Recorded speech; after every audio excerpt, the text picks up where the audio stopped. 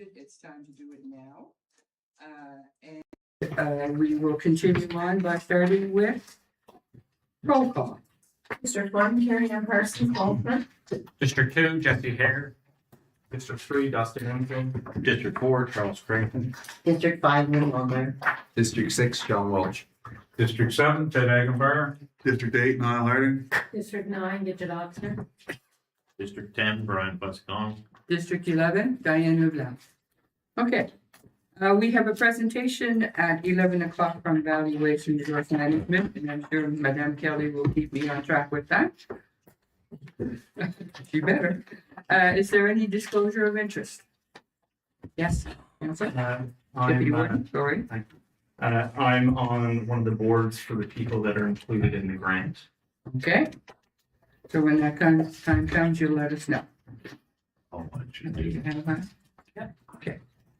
Okay, let's look at the approval of the, oh, we have another one. I'm also the chair of Port George Community Center, and I think they had a request in there.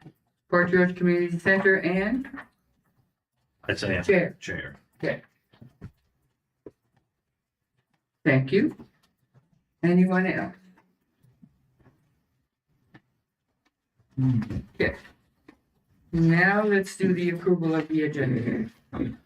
No additions? Seeing none, we approve the agenda as presented. And let's go to the approval of the minutes, which are on page 13 for the whole for April 14th. Are there any corrections? Any issues, or anything in those notes that you would like to be corrected? Seeing none, the minutes are approved as presented. We are on page 20. We have correspondence from the Nova Scotia Federation of Municipalities. An information update.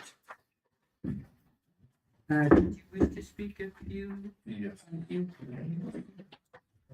Thank you, Warden. So just a few points, and this is why I want to include this in your package, but NSFM does a summary after the legislative sitting and also the budget. So they've kind of summarized anything that has direct implications for municipalities.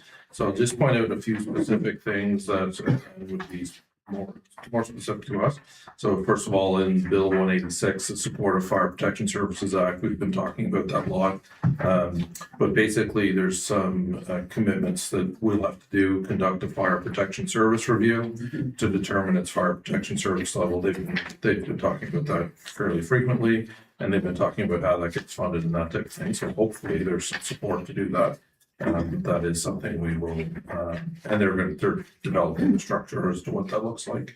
Ensure local firefighter competence, personal protective equipment meets all the standards, which we do a lot of that anyway, and participate in the common records management system. Bill 198, the Financial Measures Act, there's a number of things. So first of all, just for your awareness, the Property Valuation Services Corporation is now allowed to deliver property notices electronically if the owner agrees. So that is something that, some people, if they sign up for it, will stop receiving their paper copy. So again, that's important to know as councillors, because I know you get asked about that. There's some amendments to the Forests Act that require owners of forest properties that are being used in a commercial carbon sequestration of, to file a report with the minister, and they may file a report with the municipality on that. Bill 212, there's some changes to the CAO oversight, and the performance management of the CAO can be delegated to a committee.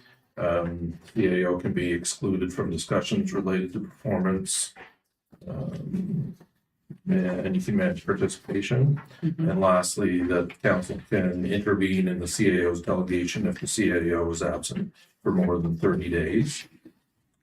Mandatory orientation training for newly elected officials. So they've written this into some legislation that if you're a newly elected councillor, so weren't a councillor immediately previously, you're required to take some training. I know that's been done here, and I know most municipalities do it anyways, but they're gonna put some regulation that looks like when it happens.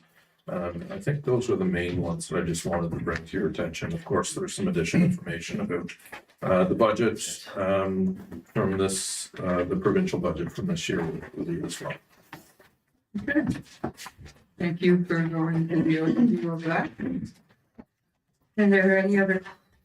Yes, I just want to say, this was wonderful to have this added to this agenda. yes. Oftentimes people, lean on us to answer questions about what's happening out there and around us, right, provincially. So, having these summaries brings about more awareness. And, I'd like to see NSFM, like if we have summaries from those events, it strengthens, it gives confidence to the citizens in Annapolis County for such things as fire protection and where we're headed, right? And certainly all of the items on the budget was interesting, and as we still see the ripple effect of that. Yeah, it's great. Of course.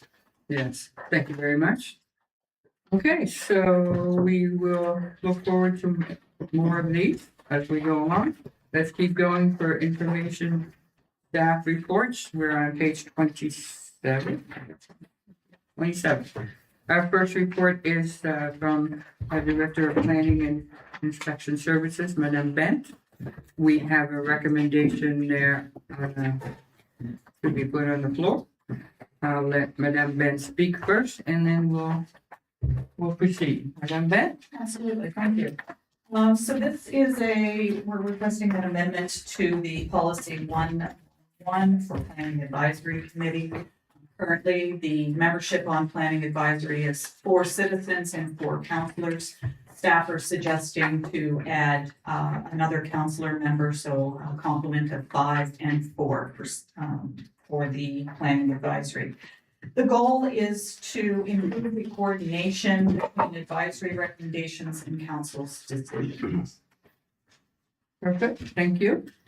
Let's put the motion on the floor. Councillor Person Sauceman. I move to recommend that municipal council approve policy 111, Annapolis County Planning Advisory Committee policy 7-day notice. Thank you. I need a seconder. Councillor Longmire. Any comments or questions on the motion? Councillor Welch. Just one, if this passes next week, I guess the nominating committee will be meeting to appoint someone or? So in the staff report, it says it would be effective when the next committee rolls around in November of this year. Okay. So the present committee will stand and we'll add to it in November. Okay, thanks. Okay, any other comments or questions? Councillor Ekman. Just for clarity, the main reason is what again? For adding the. Just because council makes the final decision, it just gives a little more oversight during planning advisory committees for council to be a little more informed. But it's still, we still have our citizen members and value their input into those decisions, recommendations, I should say. Thank you. Okay, thank you. Any others? Seeing none, all in favor signify by saying yes. Yes. Opposed, no. Motion passed. Thank you. Let's move on to page 35. With the staff report from our finance coordinator, Madame Cotw. But we don't have Madame Cotw. We have Madame Emma. So briefly, again, it's that time of year that we are issuing trusts for the Bridgetown Regional Community School. Essentially, there is a total of $9,625 that's going to be allocated this year. For the graduation night, it'll be $5,325 that will go directly to the school, and then an additional $1,500 for the school itself, and then $2,800 will be sent out as scholarships to various post-secondary education institutions. Thank you. Okay, so let's start with the recommendation. Deputy Warden. I move the committee of the whole recommend that council authorize payments from the school trust bank account in the total of $9,625 as per the May 12, 2026 staff report distribution list. Thank you. I need a seconder. Councillor Agambar. Sorry, Dash, this is exciting times when you see this coming. It gets me excited. The kids are gonna go somewhere to do some exciting things, so, okay. Any questions or comments on this? Oh, perfect. All in favor signify by saying yes. Yeah. Opposed, no. Motion passed. Good, let's move on to page 38. Madame Emma, merci. Oh, I'm playing musical chairs. Our next staff report is by Monsieur Wills, and I'll let you give an intro, Monsieur Will. First item that I had is the staff report on municipal department of natural resources write-off. So essentially, municipal operations back in 2024 advised the finance department to bill them for repairs that were done on the deep force main repairs. We invoiced them back in 2024. We've been after them to make the payments. They've been ignoring our calls, and finally somebody got back to us to advise that there was an easement in place. And section 5 of their easement actually states quite clearly that they're not responsible for any repairs to the sewer line. We are. Therefore, we need to write this invoice off. If they're not going to pay it, they're not responsible for it. We do have this set up in the allowance for doubtful accounts. So there's no direct impact on the financial statements until we actually look at the allowance for March 31st, 2026 to see whether or not we need to adjust the allowance to incorporate any potential write-offs that are coming forward. Excellent. Merci. I need somebody to put the motion on the floor. Councillor Cranton? I move that committee of the whole recommend that council approve writing off an uncollectible miscellaneous receivable for the Department of Natural Resources totaling $47,364.10. Thank you, seconder. Councillor Carson-Sullivan.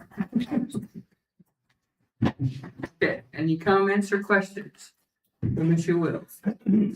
Councillor Welsh, and then Councillor Cranton. Is this a break that happened behind, on the rail trail behind what would be Frankendoris? Where there's a washout due to the water culvert? Okay, We believe it is. yeah, so we have to go back. There's still, that's incomplete, right? There's a temporary fix put to that, and it has to be reopened. What has to be reopened?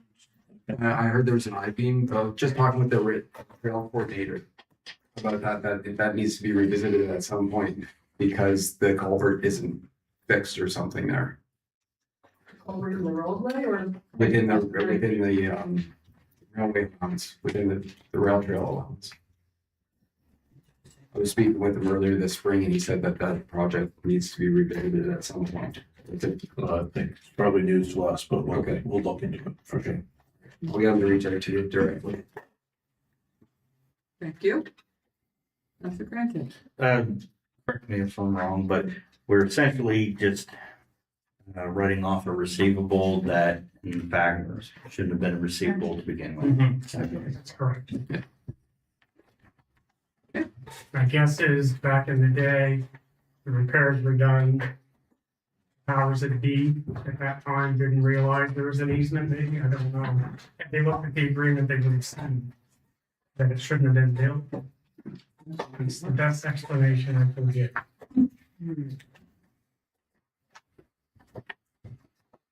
Any other questions or comments? Seeing none, all in favor signify by saying yes. Yes. Opposed, no. Motion passed. Congratulations. Okay, we are on page 40 and Monsieur Wills is still up here and he has his report. Monsieur Wills? And so every year, Valley Waste does their capital budget.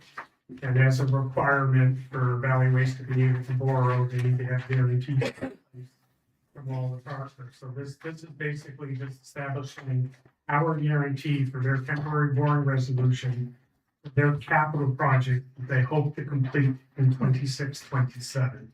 This would be an annual thing that should be coming to council every year, and it's just our portion of what the borrowing is that we're guaranteed that if they default, we'll pay. There is no financial implication. I can tell you from my former history at the Municipal Finance Corporation that existed for over 40 years. There was never any default by any municipal enterprises or municipalities in Nova Scotia in that time. There hasn't been any since. So it's basically a formality that needs to be in place to allow them to do their capital projects.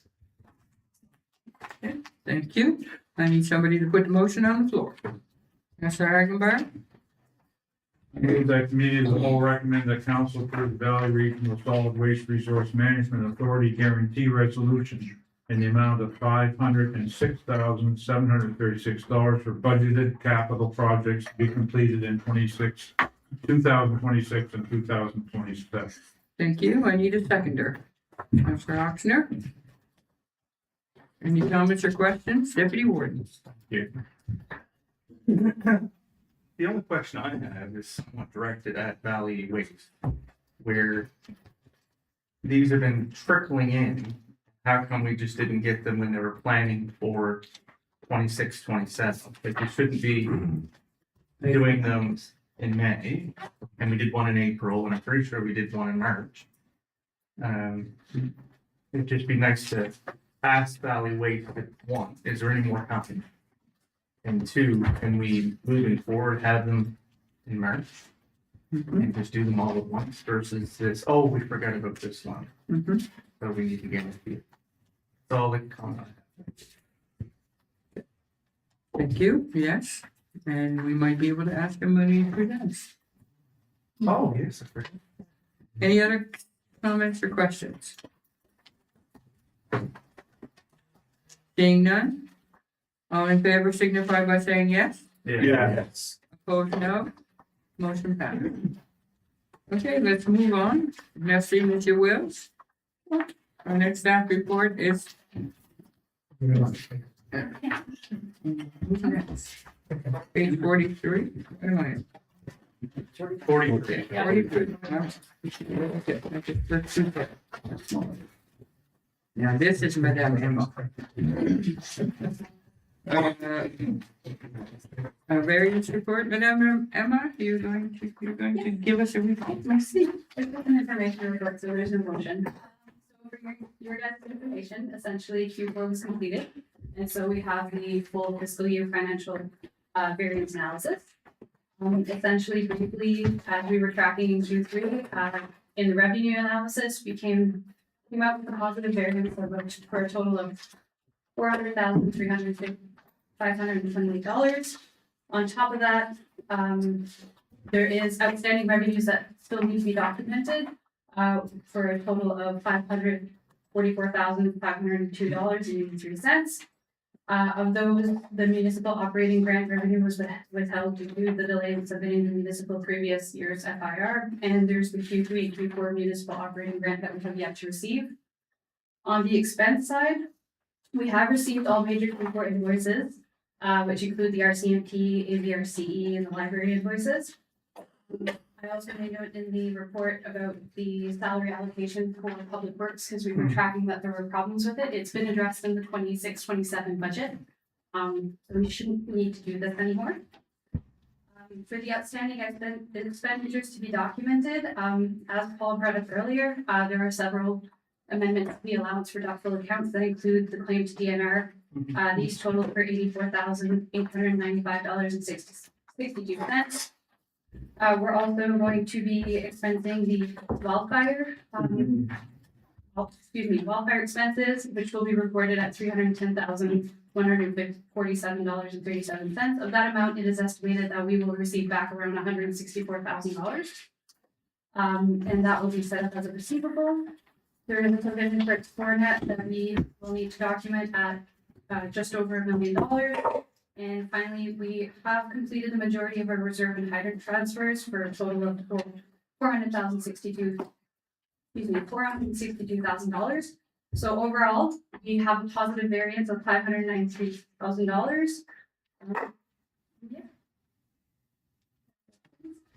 Good. We need to be, no, we have no more. Perfect. Do you have questions? Thank you.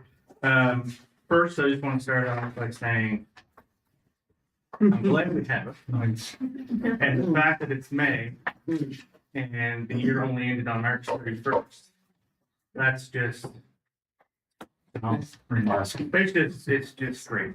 And on top of that, the fact that with all the stuff that happened this year between the forest fire, this potential ExploreNet thing, everything that we're still ahead shows that we truly have the right people in the right places that are making the right decisions for the taxpayers' money.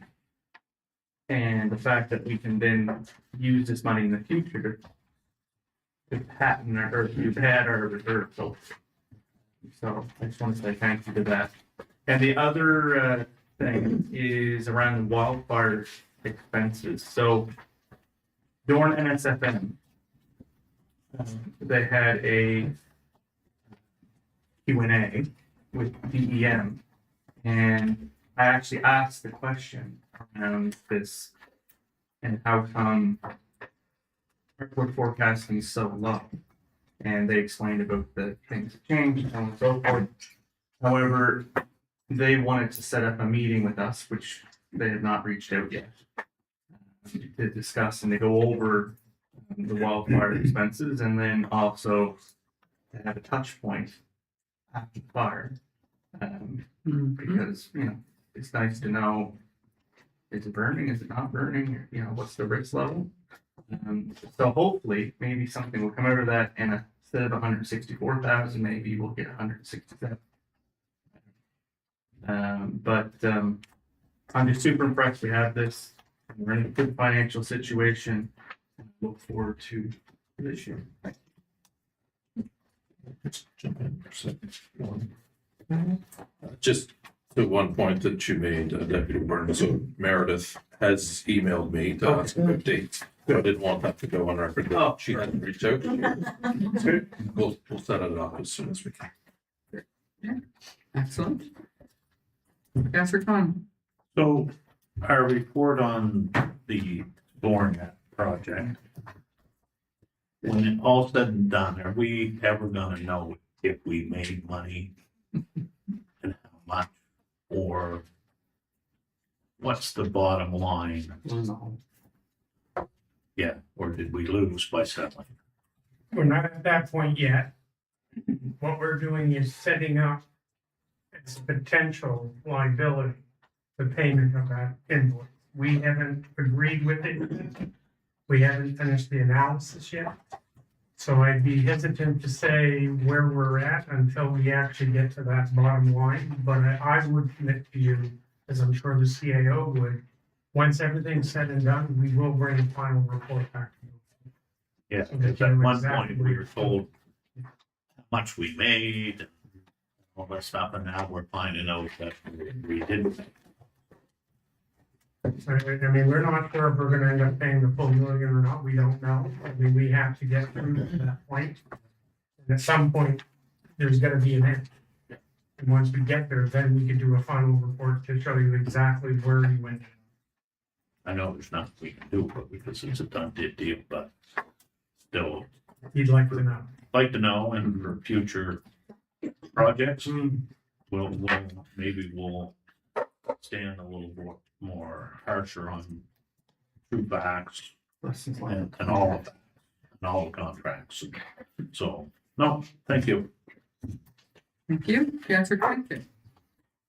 Thank you for the report and the details and explanations, and just want to say, for any listener, whatever, if you go to page 48, package, spreadsheet. I very much appreciated this inclusion in your report, where you say that halfway down, there's the estimated surplus of 3.6 million, which is covered in detail of the report, but there's a nice little chart at the bottom that highlights all the outstanding items. So during the audit committee, when Emma was presenting this, I was doing the math in my head, and then I seen, oh, he's got a calculation at the end that factors it, so it kind of looks at where the variances are now, plus the work that they have to add on as the offsetting items, and it shows how the surplus will go from 3.6 to why they're predicting a 593,000 surplus when you factor in the outstanding stuff. And I also appreciate your explanation you just gave, Councillor Connell, on the provision of Explore Net, and that it's not an agreed upon amount, but it's nice to see it factored in as a potential worst case scenario. Because if anything, it could be, if it ends up being a lower amount, then the surplus will be more.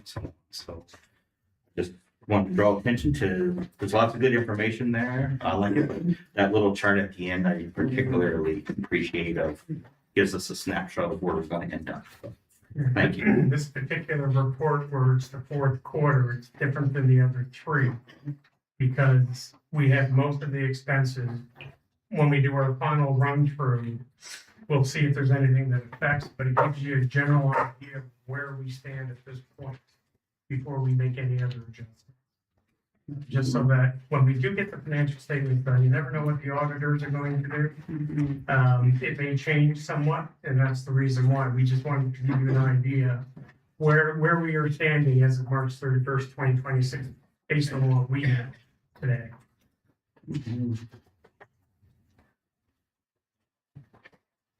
Okay, we'll move on. Thank you. Councillor Longmire? Thank you. Again, thank you for this report. I found it much more in-depth, and I see it from the lens of council, setting out the areas we need to be more aware of ourselves as to the trends, the opportunities, the things that we haven't seen before in past reporting. And I think about that in terms of our county citizens and how important it is for them to understand a little deeper as well, right? And the transparency that flows because of that. I know there was a lot happening in this quarterly report as I peeled through it. We've got the operational pressures versus, the strategic investment and where we're headed with all of that, right? As a wildfire, we've got new initiatives and such. So it's really well done. Thank you. Thank you. Any other councillor comments or questions? Seeing none. Okay, we'll move on. Thank you very much, Monsieur Bennett. We'll move on to page 50. Page 50, we will have a staff report presented by Madame Daniels. This is our fire services coordinator. You're up, Madame Daniels, you got the floor. Good morning. Boys. For this meeting, the benefits.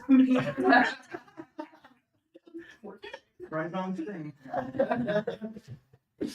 So, I'm just gonna speak very briefly, on Annapolis cheese. Staff has identified the need to provide a more consistent approach to funding for both for operational and capital needs. And I can say enough about this organization. It's an amazing organization, and it certainly was very helpful last year during the wildfires. So, Annapolis Cheese is registered just like the rest of our fire services. However, unlike fire services, they've had to apply for a grant each year, which comes out of the grants and subsidies. So staff has identified a more consistent approach needed for this organization. And maybe we're up to the funding as well. So this recommendation comes twofold. That municipal council will approve contribution of $3,000 from council 1850 grant subsidies organizations for the 2026-2027 fiscal year.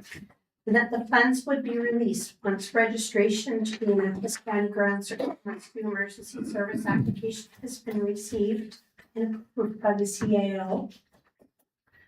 And the second one is that Civil Council direct the CAO to work with Annapolis County Ground Search and Rescue to create a more sustainable funding model and agreement. Okay, thank you very much, Madame. I have two motions, but I'd like to have the first motion put on the floor.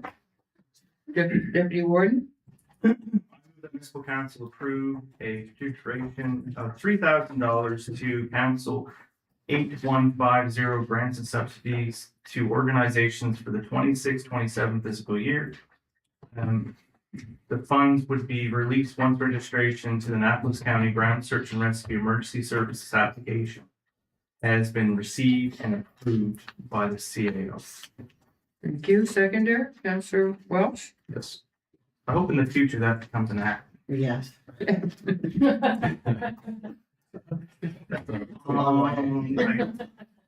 Okay. Any comments or questions on this particular motion? Councillor Ackenbach? Thank you, Lord. Well, first of all, I don't disagree with what the ask is. Number one, I think they're very important for what they do, and going forward, I think it's probably not a bad idea. My question is the request is for 3,000. Is that typically been the amount that we've been given them on an annual basis for many years? Over here, Councillor. That's standard, that's the amount. Okay. Thank you. Okay, Councillor Welch?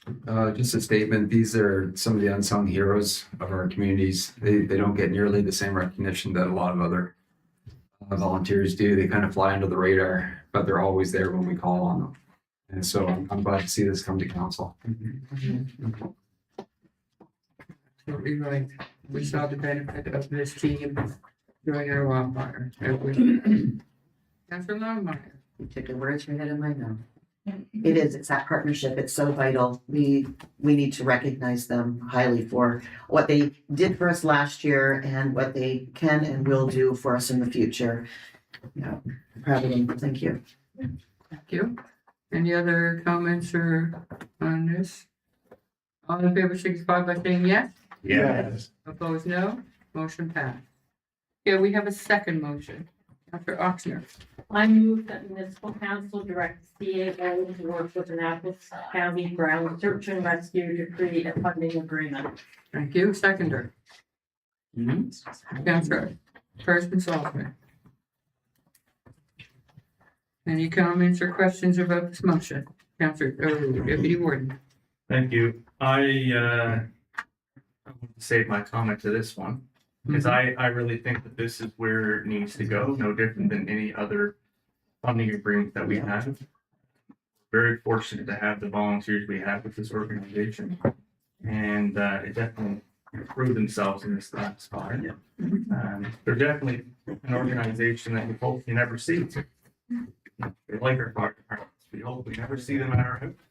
We hope we never have to call them. However, when we call them, they're usually the first ones there. Yeah. And they bring all their training and skills, and it's been nice that the province has been able to support them a lot with their new radios and trucks and stuff.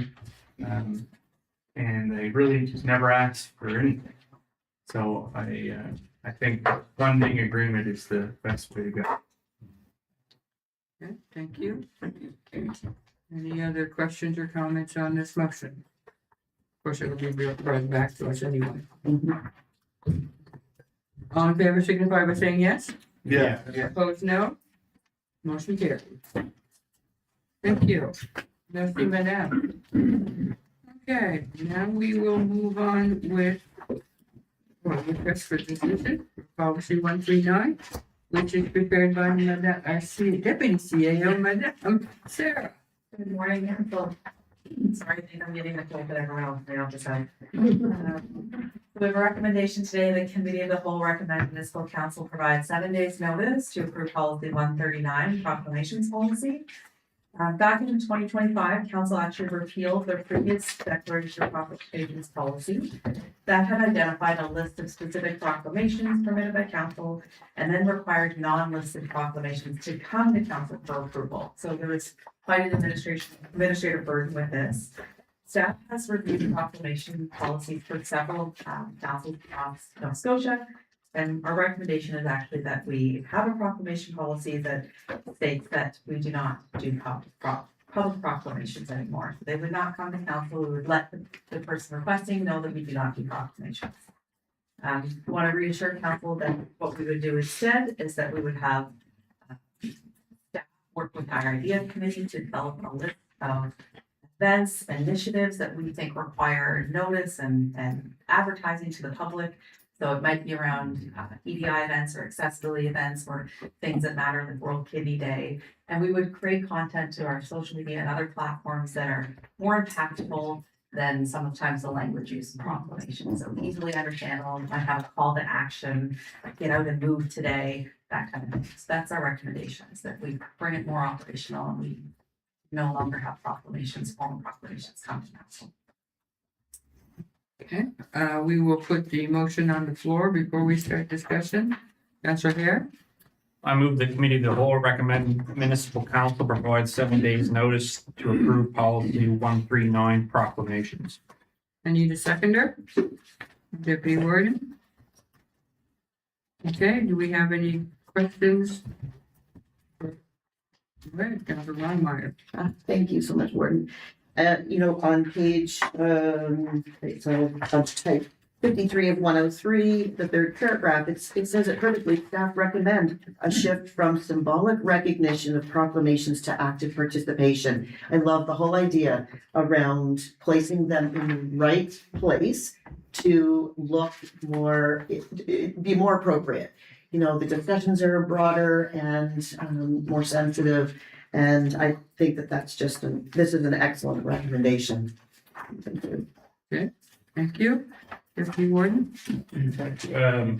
No, I support this. I know some people in the community are going to see this as a erasement of history and tradition and so on. But personally, I don't really read all because, one, they're full page long. And most people don't read them because it is written in older English. Whereas this, there, all that. And also we might be missing ones, So when it turns into a situation, well, you did this one, no, not this one. So it in some ways, it's easier for us to move forward and not do them. And then have a mechanism that we can do things for everybody. And I know that our public affairs team is going to be crazy with social media. But that's what people see. People don't really read the proclamation. And I'm sure that you won't miss signing all those papers. Don't drag me into that. Want to throw you in the bucket. I can see that. It's warmer today. Is there anybody else who have any comments on this motion? Seeing none, all in favor signify by saying yes. Yes. Opposed, no. Motion passed. You, Madam Clerk. Oh, she's still up there. Okay. We're looking at page 55. Proposed changes to the other committee. Yeah, so we have a report here with a recommendation. To give you a quick history, we would follow the timeline in 2021, an Annapolis County Accessibility Committee was created as a result of the Accessibility Act. 2024, the EDI group with that committee, so it's a joint committee, inclusivity, diversity, equity, and accessibility. So they created a joint group, and this is also joint with the towns of Middleton, the Lawrencetown Village, and the town. And then in 2026, so just earlier this year, Two separate plans were approved, and these are strategic plans that will now be taken through implementation. So there's an accessibility plan, and there's an EDI, diversity inclusion plan. So one committee, but 3 plans. What we're recommending is that we actually split that joint idea committee into 2 dedicated bodies. So one would be a joint accessibility advisory committee, still with the town partners. Second would be a joint equity inclusion committee, again, still with the joint partners. So why we think these changes are needed? We believe it's to improve governance. So if you recall, most committees that we have as a council have council representation on them. Currently, the IDEA committee has no council representation, so it's just members of public and just staff. We believe that there is a need to have council representation at that table, to hear those conversations, to be in dialogue with the community, and to be able to bring that back to the council table. And when recommendations come from those committees to council, there is a council member there that can speak to it knowledgeably because they were there for that discussion. So in addition to that, by adding those councillors, so we would need 4, 1 from each of the partnering municipalities, that changes the weight of those committees. So if we kept them as 1, then we would suddenly have far fewer seats for the public.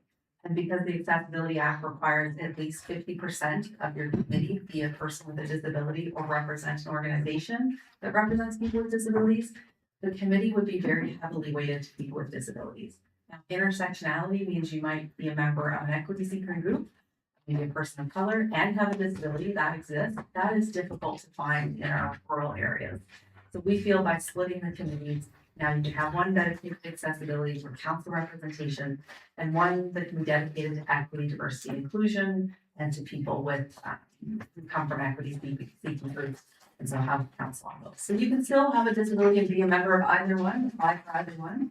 And our current membership does plan, all of them do plan to take a seat on one or the other committees, but we're just changing that a little more. And then the terms of reference have shifted a bit to be a little tighter writing to really hone in on the fact that they are an advisory committee and they're providing advice to council versus a working committee. And the other change that we're looking to ask, and this one seems a little more interesting, is that staff are recommending that Annapolis County as a municipality independently fund the honorarium for all committee members. This would align with C-121, citizen appointments to committee boards. So currently, we are not providing honorariums or mileage to the members in that committee because the other municipalities are not able to fund sort of their share. So it is our one committee, our equity committee does not receive the honoraries that other committee members and citizen volunteers receive. So we believe municipal boundaries should not be a determining factor in how contributions to equity work are valued. So we believe that Annapolis County, knowing that our partners are not able to contribute because of their own policies, they do not compensate citizen volunteers, that we should say, that's okay, we will take the hit on this one and we will pay it. There's a maximum potential annual cost for the 2 committee members if every single citizen member, if it was full, if we had our full complement, and they all claimed it, which they may not all do, it would have a maximum cost of $400 a year. Good. Merci, madame. Okay, so we have a recommendation to put on the floor. Councillor Cranston. Recommend the council approve splitting the joint inclusion, diversity, equity, and accessibility (brackets IDEA) committee into a joint accessibility advisory committee and a joint equity, diversity, and inclusion advisory committee. Thank you very much. I need a seconder. Councillor Longmire. Okay, just hold on just a sec. Councillor Connell, Deputy Warden, Councillor Hare, Councillor Harding, Councillor Cranston. Anybody else want me on my list? Councillor Longmire. Well, come on, let's keep going. That's it for now. So we'll get that first. Yeah, sometimes you wait, you don't have to say words. Okay, let's start with Councillor Connell. So understanding the honorarium goes to citizen members, Correct, so other councilors correct. get paid through their council. That's a great question, thank you. Next is Deputy Warden. Thank you. I 100% approve splitting of the two groups. It's something that we've talked about a lot, the groups have talked about a lot, the towns have talked about a lot. And also adding a council to that committee also gives it a little bit more weight because it's then committee of council and things can move a little bit. Because I think right now, from what I hear from people, is they're kind of spinning their wheels. And there's been a lot of conflict on things, and maybe that can bring some of the structure to it. I am a little disappointed in some ways with the fact that other towns don't have the situation or the policy in place. And that's how it's really been presented. The warden and I at the meeting, the working groups with the other towns is, when you think about towns and the committees that they have, they really wouldn't have any mileage anyway. They would walk down the street in the towns that we have within our municipality, so they would have never paid mileage. And they just have never chose to do honorariums. And it was a suggestion 2 years ago about potentially doing this. And I agree with us and doing it temporarily. And perhaps we can continue to have the discussion with the towns that, yes, we understand that your committees of council don't do mileage because they can potentially just walk down the street or come from wherever. It's a very short distance. Maybe it's time to look at committees outside. Which would be no different than when other municipalities come to our municipality meetings. Sure that the councillors and things get to claim their mileage. So I agree because it does show inclusion on our part.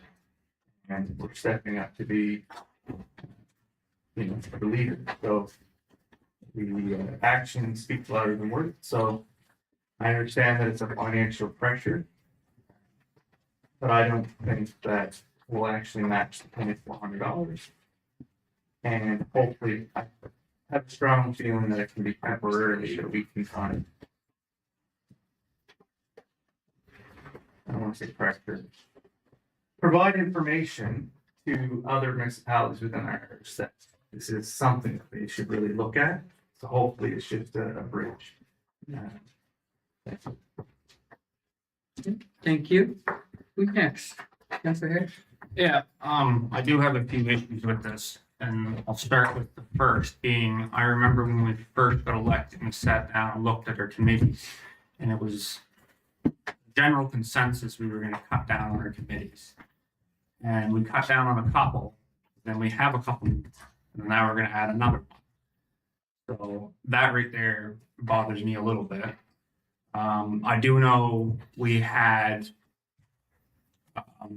two documents we passed that come out of the joint committee already. I think the work there that was done was good. Can the committee be improved? Maybe so. Not 100% against maybe the division of it. But just, I really don't like the fact that we were going to cut down on committees and now we're going up on committees again and again and again. And I fully oppose that we're going to pay the honorariums to the other members. Because to me, it seems like the point of these groups is to advise council on their initiatives of inclusion with so on and so forth. So to me, the first act of these committees is going to be to say that it is equitable for the county to foot the bill for the other townships. I don't want that to set the precedent for any future decisions. Granted, it's not very much. It's only a couple $1,000s. I won't be voting for that precedent. That's going to be the equitable decision for us to cover their bill. Thank you. Leave it at that. Okay.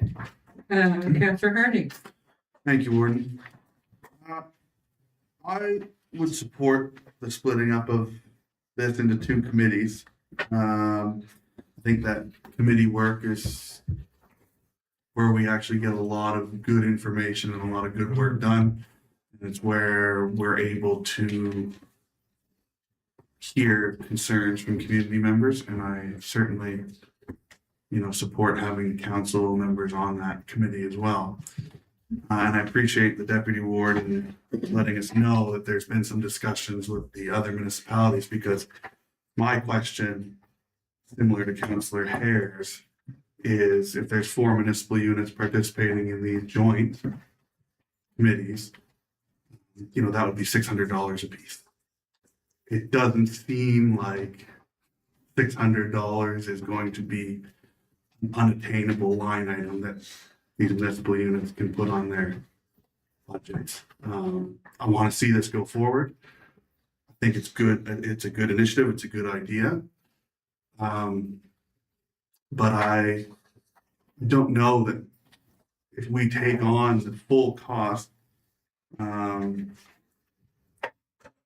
think there needs to be some discussions with the other municipal units about, this is $600, guys. It's not. And it's for a good committee. It's for something that we're doing jointly together to improve inclusion, accessibility, things that all of us need across the county, but across the towns and the village as well. So I think that's, I do struggle with that part of it as well. I think it's important that we get this split up, and we get these committees working as they're supposed to be working. To my, through the chair. Yes, go ahead. Through the chair, we have had the discussions with the other municipalities. They have stood firm. They see it as setting precedent for all of their committees. So it would be significantly more than $600 for them, because they felt their position is that they would have to offer that to all of their committees. We could open the discussion again, but our feeling is that it's unlikely to change. Okay, yeah, and I understand that, but not all of their committees are joint committees. Yeah. Thank you, Gordon. Thank you. Councillor Cranton. Thank you. I also support the recommendation and this recommendation. I think it, accessibility is part of inclusion. It's it's a factor. It's a consideration of inclusion. So the two committees are related, connected, hence why it was originally the idea committee, but they are two different aspects. And it makes sense to have them as two separate committees. And if anything, if evidenced by the fact that the committee produced two separate plans, because they were two different aspects, an IDE plan and an accessibility plan. So I think it makes sense to put them into two. I also support, council representation on it, but I will echo Councillor Hare's comments about, when we first got elected, what was proposed on the total number of committees for councillors. And I personally don't have an issue with it, but it was shared that we need to be looking at the total number of committees. So it may be something to take into consideration. If we're adding some representation here, which I support, where it's coming off. And keep in mind, we also added representation to planning just a few minutes ago. So, but I support that. I also support I hear what my colleagues are saying. I support including the honorarium for the citizens. For the simple fact, there was a slide up that said the boundary shouldn't affect the citizens' ability to participate. So we can, yes, it's valid to look at this municipality is paying for that, and it is disappointing that they're not contributing, but from the eyes of the citizens, we want participation. They shouldn't be held back or limited because of which boundary they currently reside in. So for that, that's why I support it. And then I would just throw out a workaround on if they're allowed to use for workarounds, but I just throw out that if the other municipal partners can't change their policy around citizen appointments, maybe we look at some avenue where we just, invoice them or they make a contribution to the committee. If they can't give a citizen reference that they make a $600 contribution to the committee. Thank you very much. All good ideas. Okay, Councillor Longmire, your hand, Councillor Harding, or me? Thank you, Warden. You know, I worried about the combination a while back because of overload. The topics that are discussed are very sensitive and very broad. And I could see quickly that we would probably be entertaining burnout among members.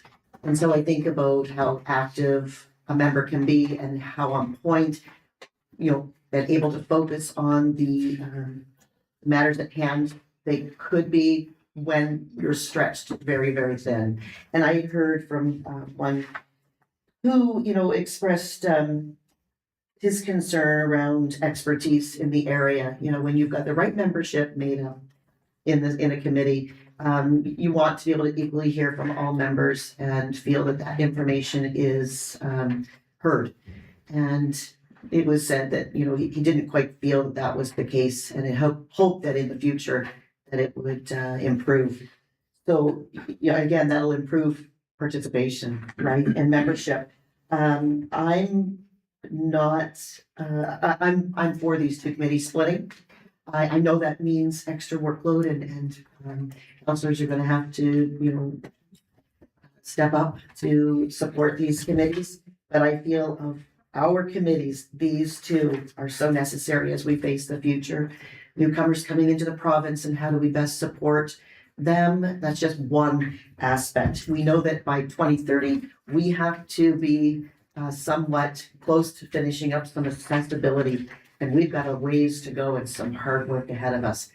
So we do need these types of committees that will help us get there. Thank you. Your second time, Councillor Hare.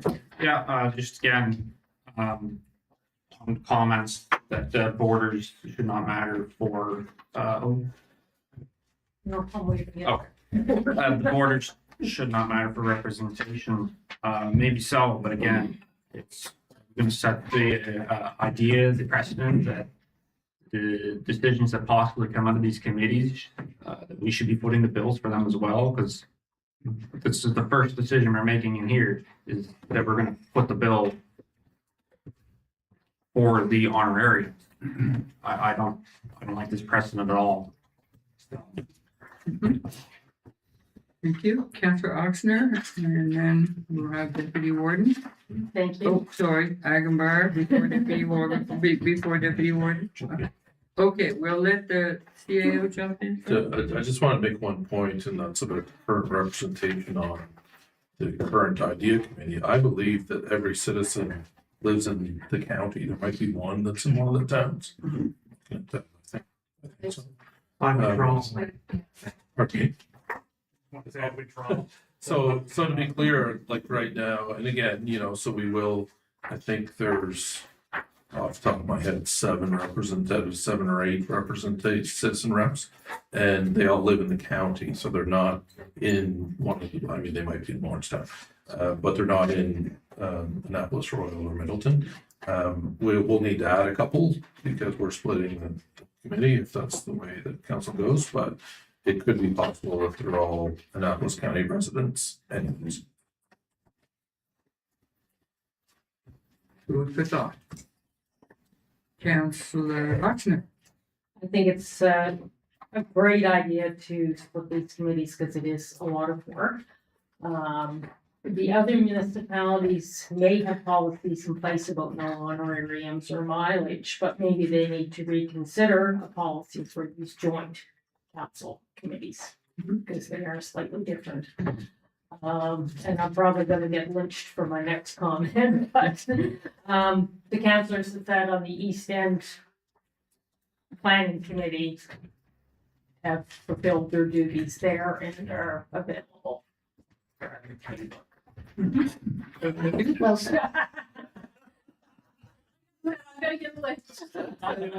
So there's a 1 and a 2 and a 3 and a 4. We can change anytime. Okay. I'll move on to save you, Councilor Oxner. Councilor Ackenbach. Thank you. Thank you, Warden. Well, I agree with the split as well. It only makes sense to me, for sure. And I also agree with the honorarium. If you look at just the acronym itself, you know, the old idea, it talks about diversity, equity, accessibility, so on and so forth, and inclusion. So if you look at those words, I just looked up what the definition of equity is, and part of that is impartiality of treatment. Well, that speaks to equality, which means if we're gonna, as a governance entity, offer honorariums, which we do, to all our committees, then it only makes sense to me that if this is a committee, then those people should be treated without impartiality, and that should also be part of it. Accessibility, of course, also speaks to the honorarium, and in my opinion, that it assists citizens to participate by helping them offset their expenses of being part of these committees. So I think the honorarium thing, of course, it should be there as well. So for those particular reasons, just by definition of what it is. Thank you. Thank you. Anybody else? I just have a question, not a statement or anything. You're testing the. Go ahead. How many joint committees do we have? And then all, Now you're testing me. Yeah. Remo, idea. Someone help me if I'm missing things. Police? Sorry, what was it? Police? No more. So, I don't know, do we have any other ones? And then apart from like the intermunicipal working group, there's no citizens. No, I'm not good. Or the joint council, so. Yeah. I think it's just those ones. so presumably a decision like this would infer all joint committees would be funded by us. If there's citizen representation, but there's not on Reno. There's not any future. So this, I guess, this is really, our point, Sarah's point in her report is that we pay for every other citizen rep on our committees. And again, that's kind of a different discussion. If you want to change that, that's a different policy. But we do it for all of our other committees. We weren't for this committee, which to us, I mean, that looks wrong. We don't care whether or not, in some ways, Annapolis, Royal, and Middleton want to fund their citizen reps. That's a choice of this council and in our policy. So if that's our policy, we should do it. Okay. Thank you, sir. Anybody else? Seeing none, I will say all in favor signify by saying yes. Yes. Opposed, no? No. Okay. Motion passed. Yes, we have passed our 11 o'clock mark, and I see somebody back there that might be saying, what is he still talking? We will pause away from our agenda, and we will come back to our presentation, which will be given by Andrew. Remember his last name, huh? Garrett. Being a call you Andrew all the time. Thank you, Andrew. You have a presentation? There was. What? There don't be. They're all in the agenda. They are in the agenda package too, so we could just, oh, you got. He's got stuff. Charity or. Thank you for joining us today, Mr. Garrett. That way we can have great presentations and we'll have all sorts of conversations after. Floor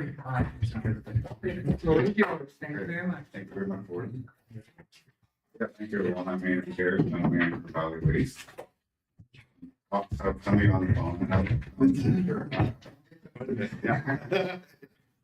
Yeah, I just want to talk today about some of the key initiatives that are happening in Valley Waste. Some of it's through clinical regulation, and some of it's just through efficiencies and upgrades, okay? So just a quick overview of Valley Waste. What we do ourselves is we run two organizations, so there's one in Kentville and one in Lawrence. We do process construction demolition debris, mostly wood mainly.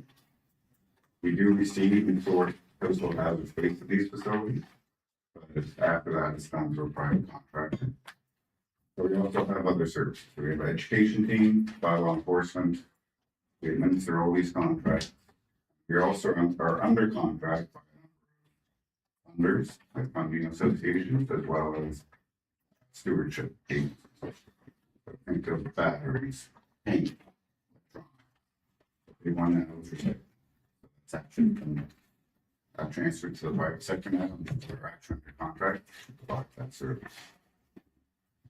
Everything else is private contracts, so curbside collection, and organic processing, recycling processing, along with commercial sector. We also transport material, so waste to landfill, recycling from Lawrence to Kentville, and wood to markets for sale. And have those sold out for waste.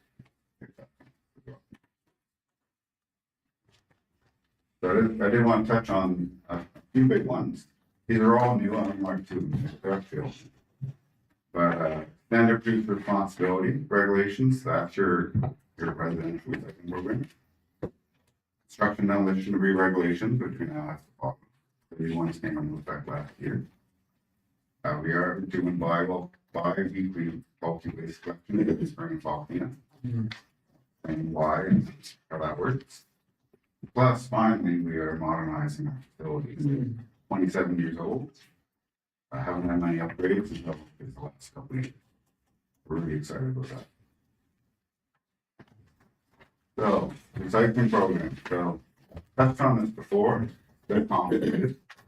But the province has made a law that now, instead of municipalities running residential recycling programs, it's actually brand on the companies that make their packaging and distribute it to the retail stores. So they're actually financially responsible and operationally responsible for all the packaging and paper that you put through. That started in December. We're actually under contract with a organization called Certain Materials. They represent all the brand owners. They actually pay us to manage that stuff when it comes into our Lawrence Town Temple site. They reimburse us the cost of collection, and they actually pay some of us our education and administration as well. It's not small amount of money. It's saving us about $2 million a year. So it's pretty.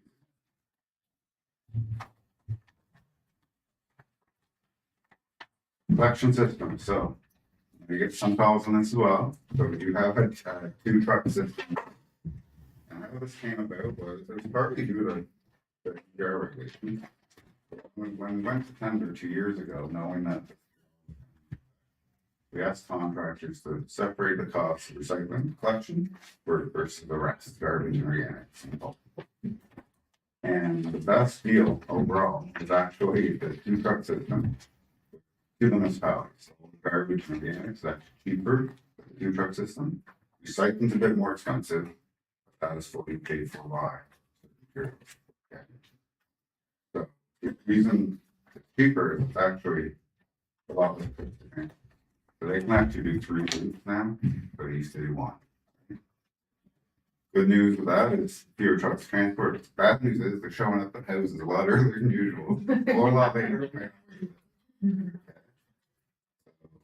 We might have been used to getting picked up at 11 a.m., but now we're there at 8 a.m., right? Or one truck there at 8, one's at 11, and you put it out halfway in between. So we get calls on that. So just a matter of people getting used to it. But it is really important that stuff is out by 7 a.m. to ensure collection, okay? Totally different truck picks up the recycling. Now the garbage is picked up with a compactor truck.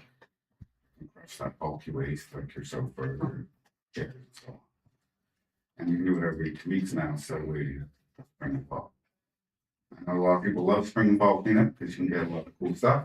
I think a lot of people like to put stuff in the Christmas too, if they got extra sofa for Christmas. I don't get those, but you know. There is, one other challenge is really large bulky items. We've noticed that some very thick and rigid king size mattresses, just want to throw it out there. They won't be able to get picked up, they just don't fit. We have a call it a large round patio table, it's just too big a dimension to fit. So there are some limitations, but overall, it's pretty good, I'll say. Construction demolition agreement. In 2025, the Department of Environment put restrictions on transfer station. We could no longer, or we could stockpile, but there was a limited distance between piles for fire safety. We couldn't keep the piles for more than a year. And also we could no longer store or process pressure treated wood for diesel.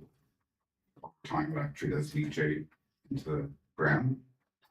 So, which is also why we also now have groundwater monitoring. So both facilities now have wells and get testable. So construction demolition, we just give you the magnitude of it. We're never intended to manage it, but we're using. So Lawrencetown, we only receive 450 tons a year because you have 2 private sites. In Arlington. In Kings County, there's no private sites, we received over 8,000 tons a year. It's significant. Not all of that is diverted from landfill, but we do store it out as much as we possibly can. So wood, metal, shingles. Just on wood alone, we process about 3,000 tons a year. I can actually sell that in 2 markets for our wood. One in Fort Oxford and another one in Kings County.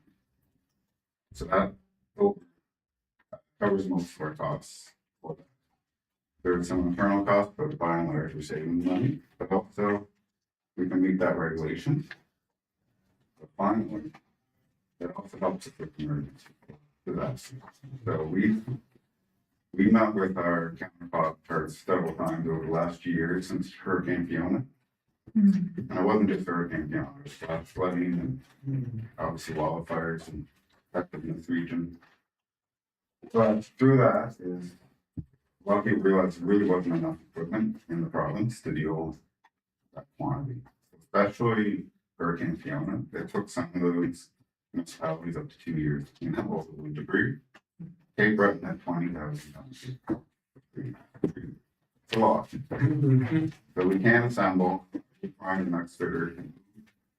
Last time we purchased or refurbished industrial generators, so at least one of our facilities, hoping that not both down.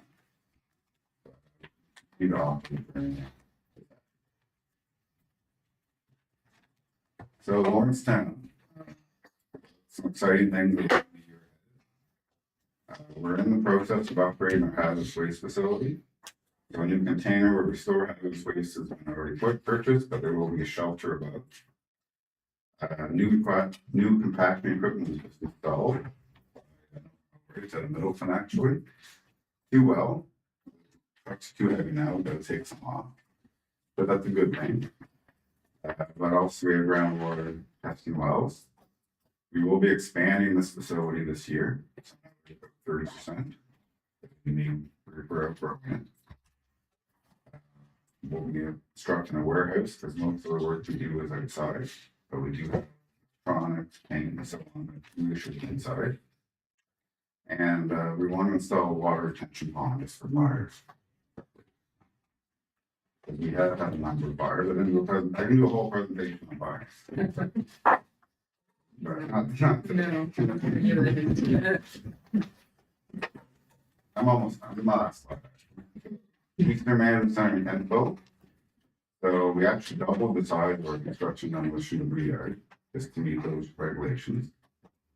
We've already upgraded our hazard waste facility. That's what it looks like. But Lawrencetown looks somewhere a little bit smaller.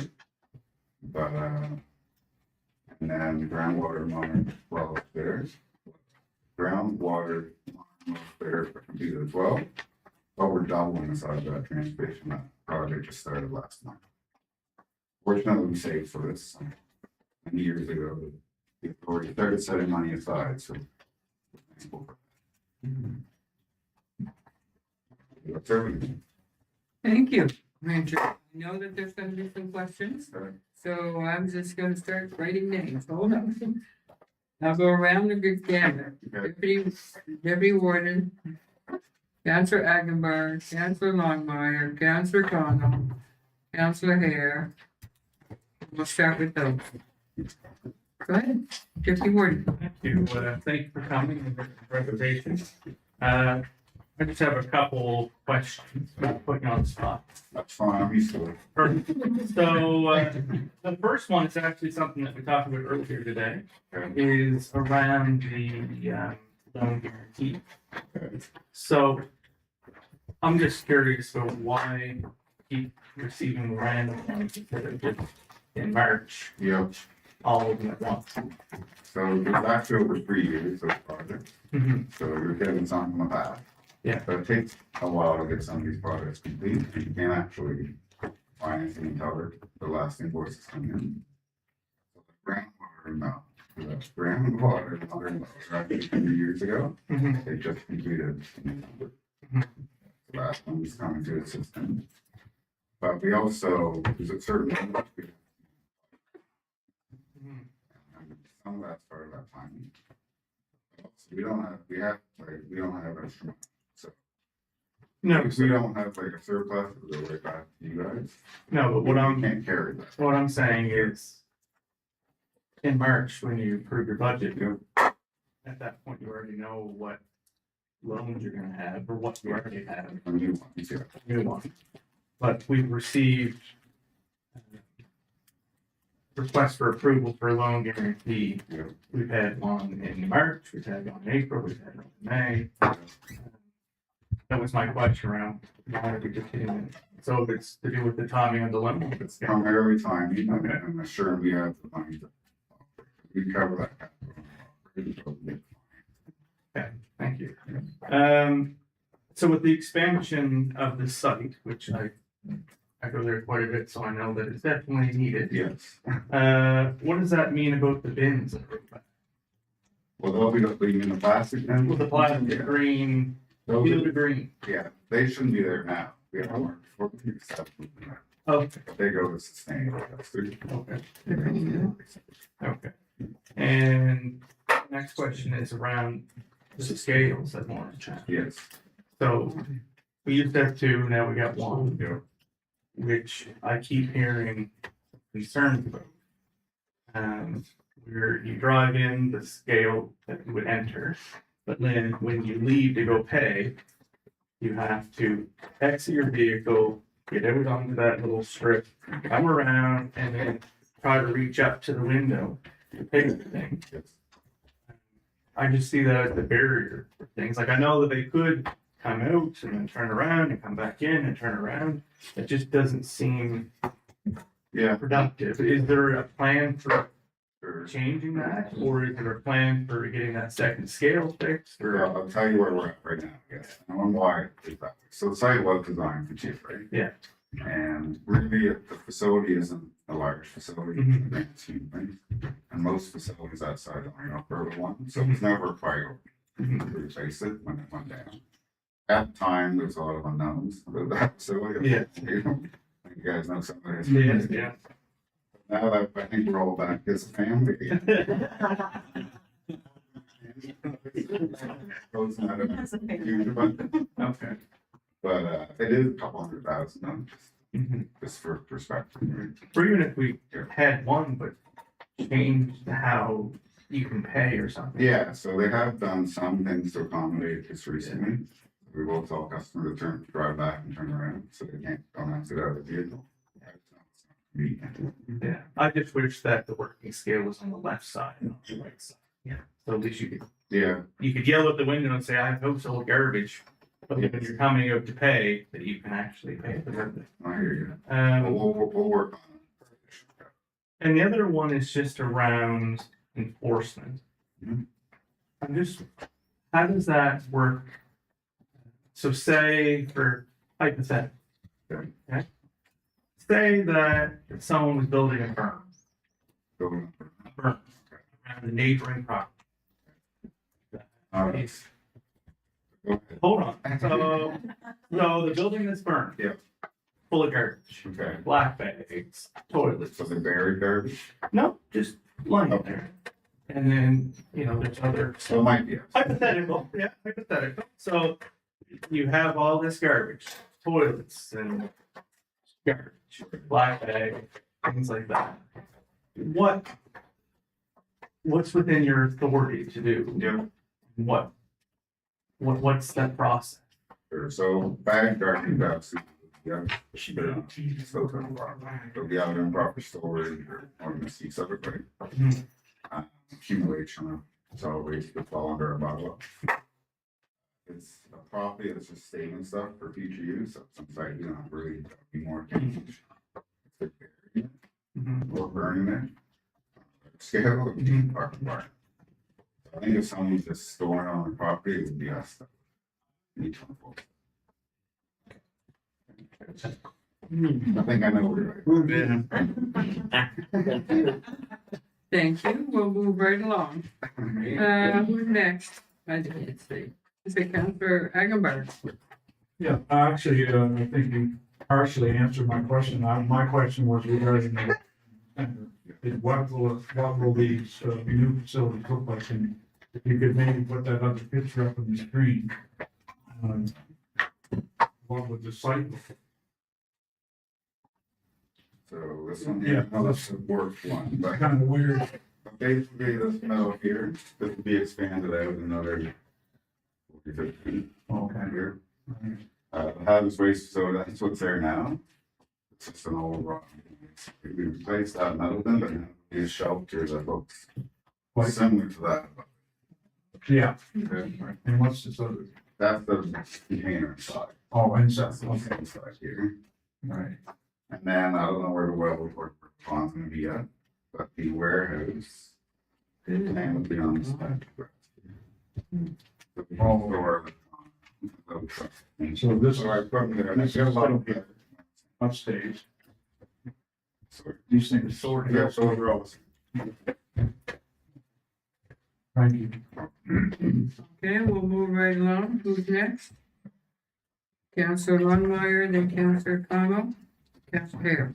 Thank you, Warden. Thank you for the report. A serious question that has come about in my district is, during seasonal, like winter season, and if we're picking up bulky items every 2 weeks, and the weather's unpredictable, and, plows on the roads, and you could have mattresses, bed frames down the road, a couple of Yeah.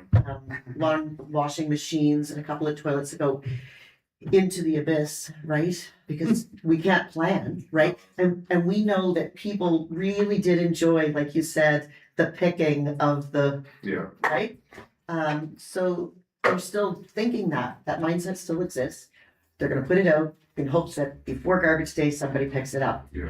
But we can't plan our weather. No, that's fair. So I just need to, I'm asking the question on behalf of, citizens in my district, and I'm sure the rest of Annapolis County. How are we gonna make sure that we're going to have safe conditions when winter comes about? Are we thinking about that process? Yeah, well, we can't predict the weather either. In fact, this last winter wasn't the best for us, but I think it's same as your regular collection. You gotta clear it out. It's as you would now. Our drivers won't climb snow banks or but if it's a blizzard's coming, don't save it for next time if you can, right? I think there's limitations there. Sometimes people do have to take care of their own waste on snow. Somehow I feel that it's gonna be a little bit bigger than that. I think we're gonna need some information sharing, quite honestly, so that people are You thoughtful. can put some best practice to the guidelines. Yes, For sure. yes, yeah, thanks for that. Yep. Okay, thank you. You're up, Councilor Collins. Yeah, thank you for your report. We didn't get any feedback on the cottage pickups from last summer. how it worked, if it went well. What I'm seeing going out from 10 is that the cottage roads, the private roads, are showing up as a spring cleanup. Yeah, so they actually had a special cleanup today, or yesterday. All the cottage roads, because that action truck can't go down them. Right. We actually had a spring cleanup just for them. Yep. On Highway 10, Highway 80. So that's not a year round thing, it's a one time thing for them. Can't provide the bike. So But overall, so info, yes. because we never, I just was out 10 the other day and saw all the garbage at the end. of the Well, we road. don't want everyone to be around. It's just like to be honest with you, right? It's not something we want some of our population to be doing. We don't have people to do that, right? But these folks, because they don't have that service year round. Well, there was notices gone out to the just those The cottage. road association sort of the way. Yeah, very good. Thank you. And they're actually out there now picking up.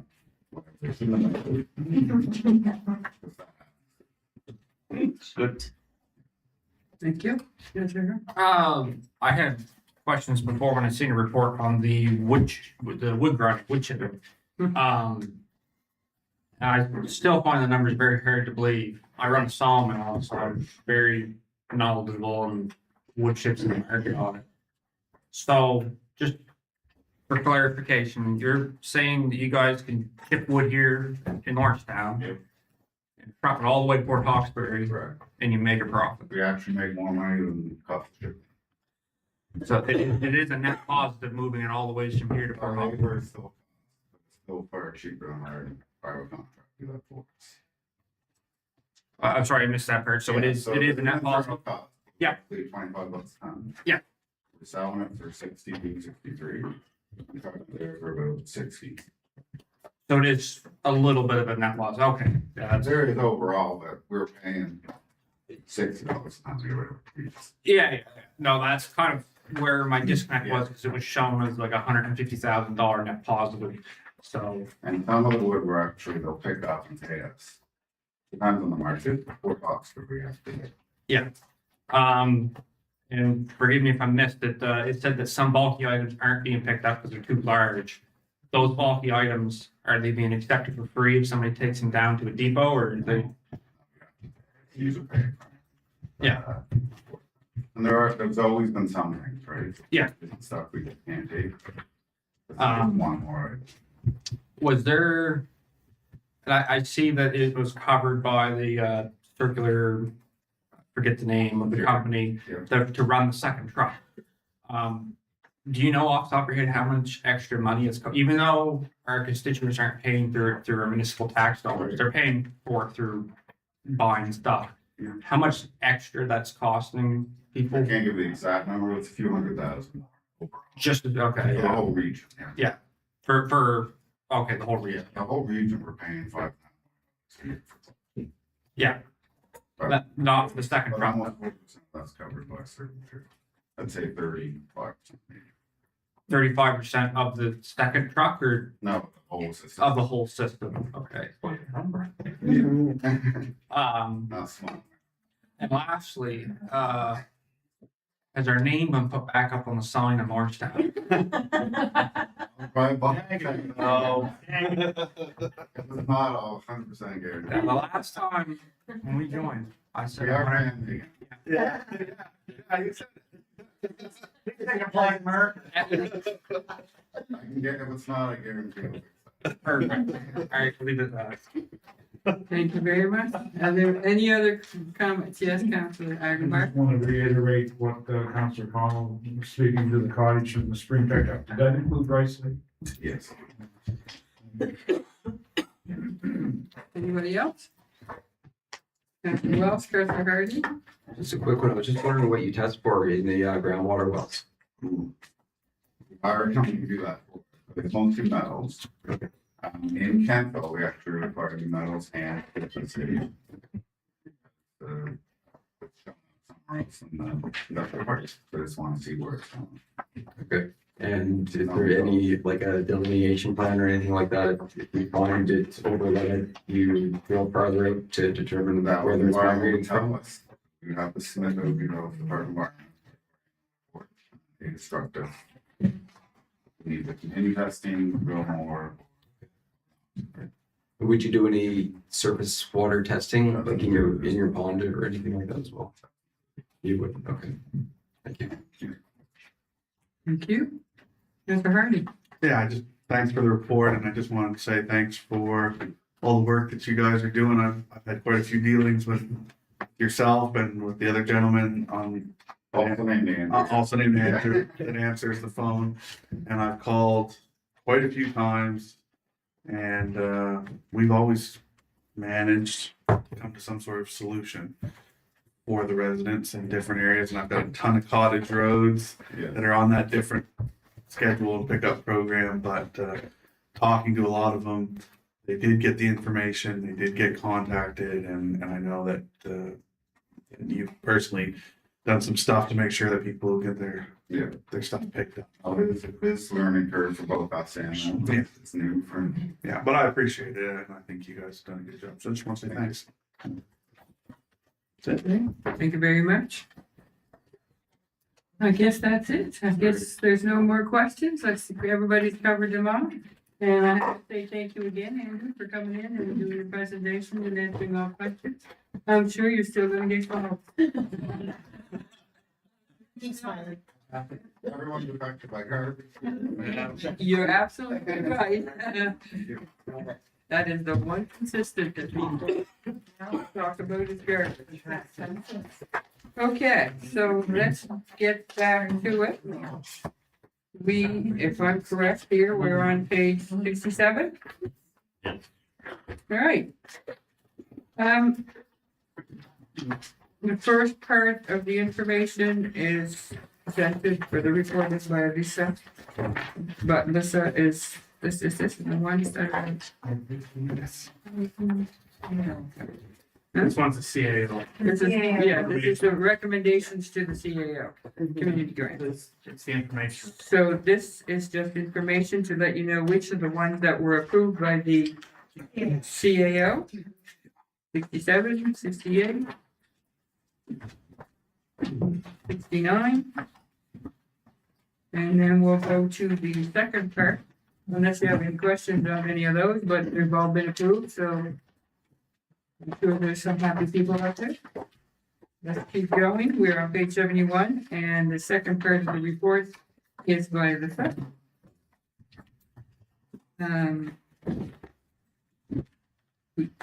We have a recommendation. We have recommendations 1 and 2. Maybe you better put that on the board. Yes, please.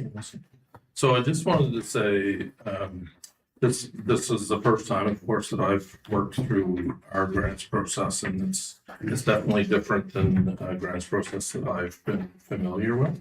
And what I would say is that, you know, moving forward, we need to have some discussions about how we tighten up our policy a little bit. And we were laughing a bit yesterday because I know the email that you all got from Mrs. Newman, is that? Newman, yes. The warden said it felt like she had been in the room during one of our discussions because she really hit on a lot of the points that we had been discussing. So there is, you know, we have an amount of money and we have a policy, but that policy is very vague. There's not criteria in it. So when we, you know, put together recommendations for council, that's very hard to do without having criteria that council has provided to us. Because I know 11 of you sitting around this table probably all have different opinions as to who should get what and why. In fact, I'm quite sure of that. Which is understandable. I mean, that's why we're here. But what we will do in the future, we'll certainly bring this policy back to you and talk about ways that we can change it so that it's very clear. So that when you are getting a recommendation, it's based on the criteria that council has already created, already provided, and there shouldn't be a lot of debate about whether it was done correctly or not correctly. So with that in mind, I would just say, because I think Alyssa did a very good job considering that we didn't have criteria. So that's not easy to do. So just keep that in mind as she goes through that. I just wanted to put that in there before we jump in. Okay, so do you wish to speak first? Yes, or- thank okay. you, Board Member Mah. So I'm here to present the recommended grant applications for funding. Let me see. Oh, there we go. So I'm just gonna provide you with a brief overview of our community grant program first. It's governed by the Community Grants Policy 101, which provides financial support to nonprofit organizations and charities that benefit the residents of Annapolis County. This year, our application deadline was April 1st, 2026. And as per our policy, organizations may apply to one funding stream per year. And so eligible applicants must be registered as a nonprofit or a charity. And if they received funding last year, they have to give us a final report before submitting a new application. So we have two funding streams. We have the capital facility stream, which supports public use spaces like community halls, parks, wharves, museums, trails. And this funding pocket can be used for renovations, for upgrades, accessibility improvements, and equipment purchases. The maximum allowable funding for this is $20,000, and applicants must contribute at least 1/3 of the project cost, when they have in-kind or other funding sources. The second funding stream is the community project stream, which supports events, programs like festivals, arts, recreation, and any like social support programs. The maximum allowable funding is $5,000, and organizations must cover up to 50% of the total program. So the applications presented to you today have been reviewed by the community development team, and then they were further evaluated by the team with the CAO.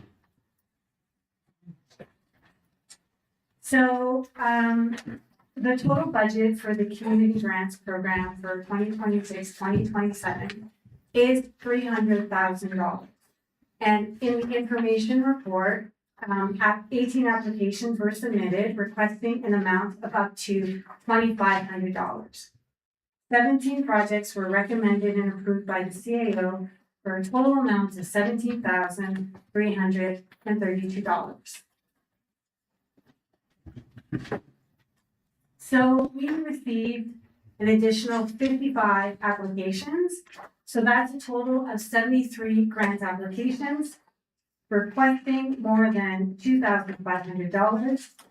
43 of these applications were projects that fell into the facility capital stream, and 12 applications fell into the community project stream. And so what is in front of you is today we have 45 applications that we are recommending to council for approval today in the amount of $283,668. So what this means is if you approve the recommendations today, all of the budget will be committed, leaving a balance of $0. This year, the program demand is very, very high, with more than $500,000 requested. And given the high volume of requests and limited, very small funding envelope, staff applied a structured review process focusing on community halls and to initiatives demonstrating broad community reach. So within the community hall funding model, we applied a two-tier funding approach designed to balance support for critical infrastructure needs while also assisting a broad range of community projects.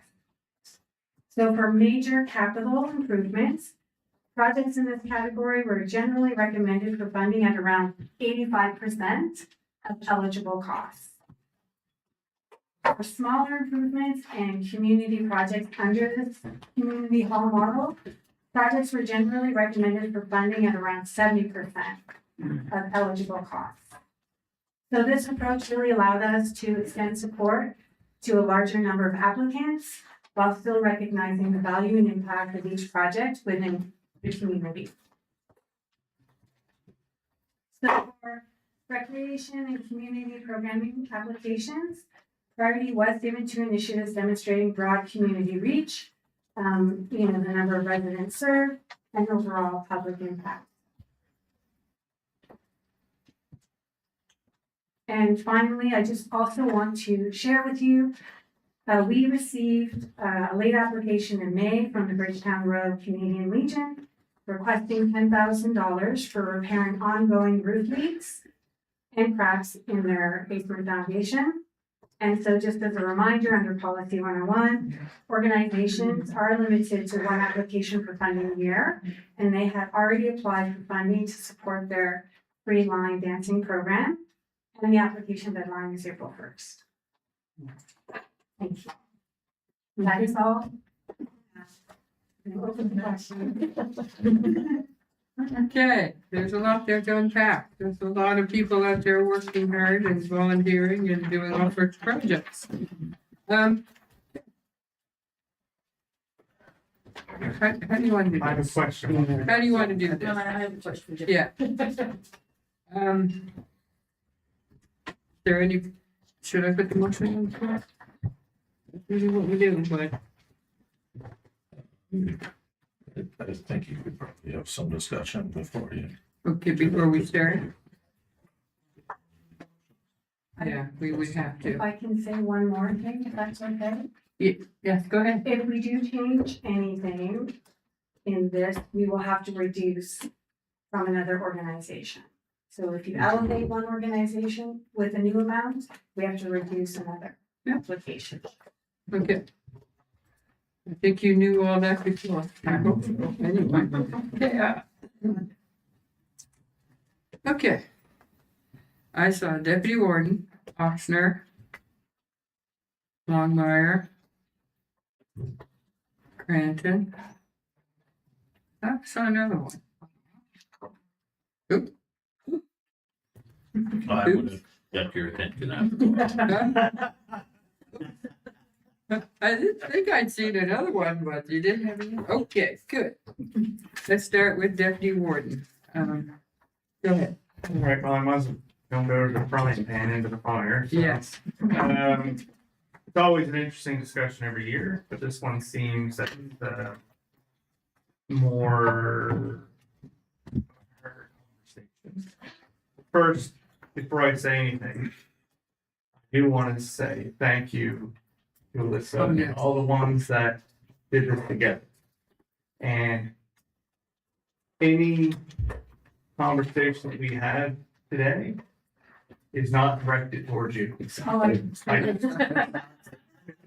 be potentially a heated one, so, I just want to throw that out there, because you did the best you could with the information you had. Yes. And, or Well, like, we did, it's not just like. yeah, well, yes. All right, so with that being said, Yes. so looking through all of the grant reports on here, whether it's the ones, not really the ones with the CAO, but the main ones. There's just a lot of different variances of how certain things were approved, certain ones weren't. The dollar value of approvals versus dollar values for this one. Some projects got all what they wanted, some got none. I'm not going to speak to any individual ones because of one of the organizations in there. But as a whole, and from talking to other counselors around the table and the CAO and things, it's definitely time for a change. And I'm glad the CAO mentioned that, because that was going to be one of my recommendations was to ask CAO to, for next year, too late to do certain things Yeah. now, but for next year, work on a very clear grant policy that has certain caveats and a scoring matrix, Yes. which also helps the organizations apply, because they can build and provide the right information. Because sometimes organizations put in their application with very little information, because in the past, we've never had 70 some applications. Some years, like my first year on council, we almost didn't give out all the money. Yeah. Right? We were saying, oh, there's grants, apply for grants, just so we can, community. Versus this year, it's different. And I know that we all have organizations in our own districts, and as soon as this went up, I know my phone and email was blowing up. I would assume that there was 11 or 10 other counselors that was happening to. So during a discussion I had with the warden and CAO, when we were reviewing the packages and stuff, there was a bit of a suggestion that I want to throw it on the floor to maybe look at that would be kind of a bridge while we're moving forward, looking at the policy that would potentially make everyone happy. Where there was a quick calculation of all the people that applied for grants and the ones that qualified for grants and the money that we have. And there's a percentage that we could just say, your organization asked for this much, and we could potentially give everyone on that list 56% of their ask. So if their ask is bigger, of course they get a bigger. If they have a smaller one, like 1,000, they still get 56%. So everyone that applied for a grant this year would benefit from the 56%. Now, they'll have some on there that would have a lower amount than what's in the recommendation, but there's ones that have reached out that either didn't get one or got an extremely low amount, that would also get something. So in my mind, it was kind of a compromise, because I recognize the fact that policies in some ways let us down, because we've spent so many years trying to advocate for our communities and the grant program that it's now in some ways coming back to bite us, but in a good way.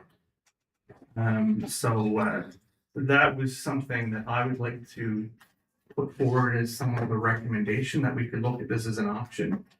Because if not, I can see that we're going to be here till after supper. Saying, well, let's take $100 from this one and $100 from that one and give this one 20 and give that one 30. Because we've done that. And I don't want to be here till supper, but I want to benefit the whole community. Because the whole point of the grant is to benefit our county as a whole. So that's just something I want to put out there as an idea. And I'll leave it at that. Okay, thank you. Councillor Oxner. Okay, you and the team have a very difficult job processing this. We recognize that.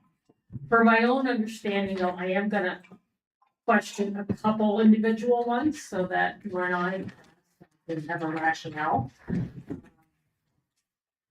Just give us a page number and then we'll go So from page 72. midway or down or up. The Annapolis Royal Football Club and the Annapolis Valley Speed Skating Club. So they're both groups that have limited numbers of participation from the community.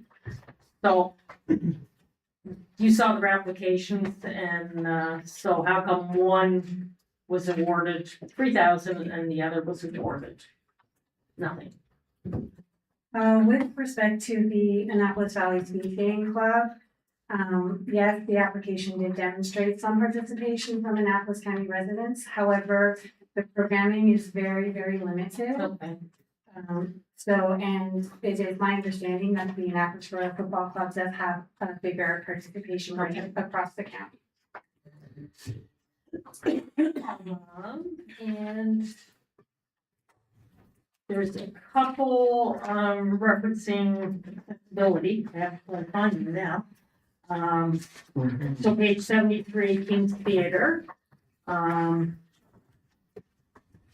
Albany Church and the exhibition, Snappers Valley exhibition are all referencing accessibility.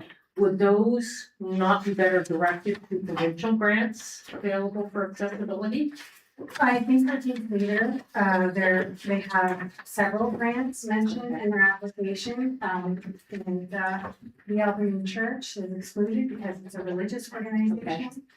And the other one mentioned was the Valley exhibition. Yeah, they mentioned an accessible grant for the valley. Yeah, I mean, we partially funded it because we really prioritize the community involved. Yeah. All right, okay, that's it for me, thank you. Okay. Next is Councillor Longmire. My thoughts are all over the place. First, I do want to extend much gratitude, tough job. And weakness in our policy and not having extensive criteria and things have played into this here today. But by all means, recognizing that you did exactly what you should do based on what you have to work with. I'm proud of Annapolis County for all that it does offer in terms of grants. And of course, you know, when they can reach out provincially, it's important that they do so, and we need to encourage that, right? So a couple of areas for me. When it comes to religious spaces, you know, here's one of those things that we're gonna have to talk about, put a new policy or what, is some of these religious spaces are no longer religious spaces, but rather community gathering spaces. They've chosen to keep their old name, right? Or still recognizing it as a place of, you know, historical worship, right? Because there could be, and there are, you know, in our county, places without halls. This might be, and could be in the future, our story going forward as places can't survive, maybe because of boards not existing or membership and volunteers, right? Mhm. So, you know, all of this money does make a significant difference. I also look at, you know, outside of Annapolis County, and when I hear things like, which putting no emphasis or pointing fingers, when a sport doesn't have necessarily the same kind of numbers as another. Sometimes those sports are more, you know, you might have one here and you might have one in Halifax. So I'm gonna just zone in on Annapolis Valley Speed Skating Club. I know it sits outside of Annapolis County. Not everyone wants to be a speed skater. A lot of people want to be a hockey player, or a soccer player. I'm just thinking, you know, it's a specialized sport, and it is forced to be in a rink where the angles are appropriate for speed skating. So you can't speed skate inside of like Lawrencetown because the angles, even Middleton, you can't. So, you know, there are other things that play into its ability to be inside of our actual county. And if we're making, you know, around accessibility, typically those people that are in that sport might not be able to drive themselves to Halifax, so they're going to lean on a closer venue, right? So I'm proud to know that we do have a speed skating club, and recognize all the other clubs that we could actually consider regional, right? So again, it's gonna come out as we flush out this new policy. I think, I had looked at others, and I know that they're going to struggle to get the things accomplished that are going to allow them to stay open. Let's say a ramp. If a ramp can't be put in place, then that limits accessibility in those with wheeler walkers and aids, wheelchairs. So, you know, first and foremost, when I came here today, I was gonna ask, could it be sent back and how could we revisit it? I think the deputy warden has offered us an option. I'm not necessarily sold on the option, but certainly sold on a discussion that could help us maybe help everyone a little bit more. Now, with that being said, this has been published. This is now, you know, in the hands of the public. And do I want them to now, you know, be faced with another dilemma themselves. It does open up a lot of extra conversation. I'll leave it there, but thank you so much for everything that you and your team did on making this happen. Thank you. Difficult as it was. As it's been said before, and I don't know if you were here before, but these numbers have been changed by council a few times to help out other, organizations as see fit. I'm just gonna say that, and then I'm gonna move on to Councillor Cranston. Yeah, I just want to also thank Alyssa and the rest of the staff. Because again, I can certainly appreciate that you had more requests and probably more eligible costs than what you had available for budget. And you had a lot of different criteria to consider. And, by the sounds of things, not a lot of conditions and like some vagueness in the policy. So I just kind of thought, I'm basing some of what I'm going to say on questions I had last year when I had trouble making sense of the selection and these things last year and the explanation that was given, and which was good.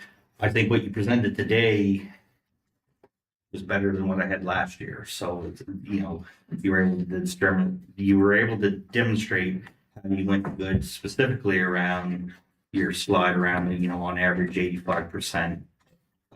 A certain type and 70% and showed the tiers and things like that. So you did apply some judgment. Community costs. Yeah, your tiers of how you went with what was said, because it is a lot to consider. And so when I looked at the whole thing, it was a little disappointing to see some zeros, but I also trusted that staff, based on the explanation I was given last year, I also trusted that staff had reasons and judgments as to why they would have applied that, and then made sure that where it was qualified and you stretched it the best you can where the need was most.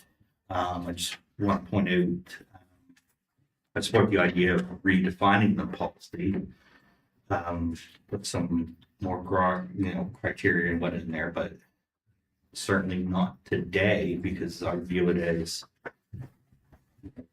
staff have done the work and made the recommendations based on the policy that was in place at the time. So, any discussions we have are for next year is how I personally view it. And just on the topic of it next year, I like the idea of, when you've got an issue where you back some things out and you scale back, and at the end you've determined that this much money is eligible and there's only this much in the budget, so you're trying to scale it back accordingly. So I like the idea of using a percentage as kind of the last step of allocation, but not an early step. So for example, if you had said 85%, and just using hypothetical projects, if one group had a project for 5,000 and another group had a project for 5,000, it was identical cost and whatnot, and group A had raised 4,000 and was only asking for their 1,000, and group B is asking for 2,500, then I wouldn't want to see them both scaled back by the same percentage, because in my mind, one is already asking for less to begin with, type of deal. So just to apply that kind of as well. But long story short, I appreciate everything that you've done, and those are key things that you're working around. And I support your recommendation and trust that you've applied a lot of professional judgment in an area where there's obviously a demonstrated big need that exceeded the available funds. So I think staff have done a good job of applying it out and distributing in a fair manner. Thank you. Thank you. Mr. Cotw. Well, you had a hard job. I'm on the same thoughts of my colleague Granton, that you place the numbers with what little bit of direction or policy we have. This ties back into our recreational funding we give the towns. Again, we have no policy. We're giving Annapolis Royal $15,000 for recreation, and here we got Annapolis Royal Football Club looking for money. And we don't even know how much of that 15,000 they're gonna contribute to the football club. So we gotta do more than just a policy for what this money is. We gotta have a policy for an accountability. If we're giving recreation funding to the towns and the village, then it should be spent for recreation. It shouldn't be spent on their decision on what it should be spent on outside the recreation form. Historical gardens, again, we've always supported them. $2,500 is not a lot of money. But again, I don't know if putting a thatched roof on a building in Annapolis County is a needed thing or what. I agree with some of the zeros, because if we start supporting clubs, we'll be swamped as far as individual sports clubs. It could be a tennis group, it could be a ball team, it could be all kinds of things. So I know that our criteria doesn't do a lot of direction there. The Bridgetown Tennis Club, we did a big capital upgrade to their tennis court last year. We got other tennis courts in our county that don't get anything. So I'm not disappointed with that. I realize that we only have so much money.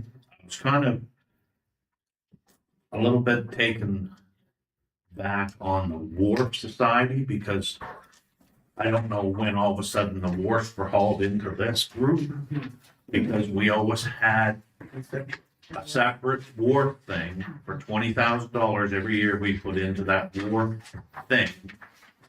Or whatever it is there for putting money in small harbors, because the wharfs that were given to the individual communities don't have any other avenue to get money. So we always put $20,000 every year in, and I think there's 4 or 5 wharfs that sit in that category that they could apply for their $20,000. And if nobody was applying, it was the same one over, they would get the $20,000, because that's the only funding they can apply for. If they're privately community-owned wharves, so all of a sudden how that got mixed into our grant program. King Theater, I don't know how we're getting involved in supporting new projects in the towns again. It's their project. I mean, we're cutting $10,000 out of areas in our own county, taken away from our own county residents, or something within the town. If the town can't afford it, then don't have it. That's the same as the parks in Middleton. If the Middleton can't afford to mow their own parks, maybe they shouldn't have them. They're living beyond their means, but they're living on the backs of our taxpayers. We're cutting our own taxpayers' throats by taking money out of the other organizations. So I think next year, or in the years to come, we've got a big job ahead of us to make good quality recommendations to have a good policy and accountability. And that goes right back to the recreation money we give to the towns. If they're not spending on recreation, then maybe we're giving it to the wrong people. Maybe we should be giving it to a recreation association to support the recreation in those towns.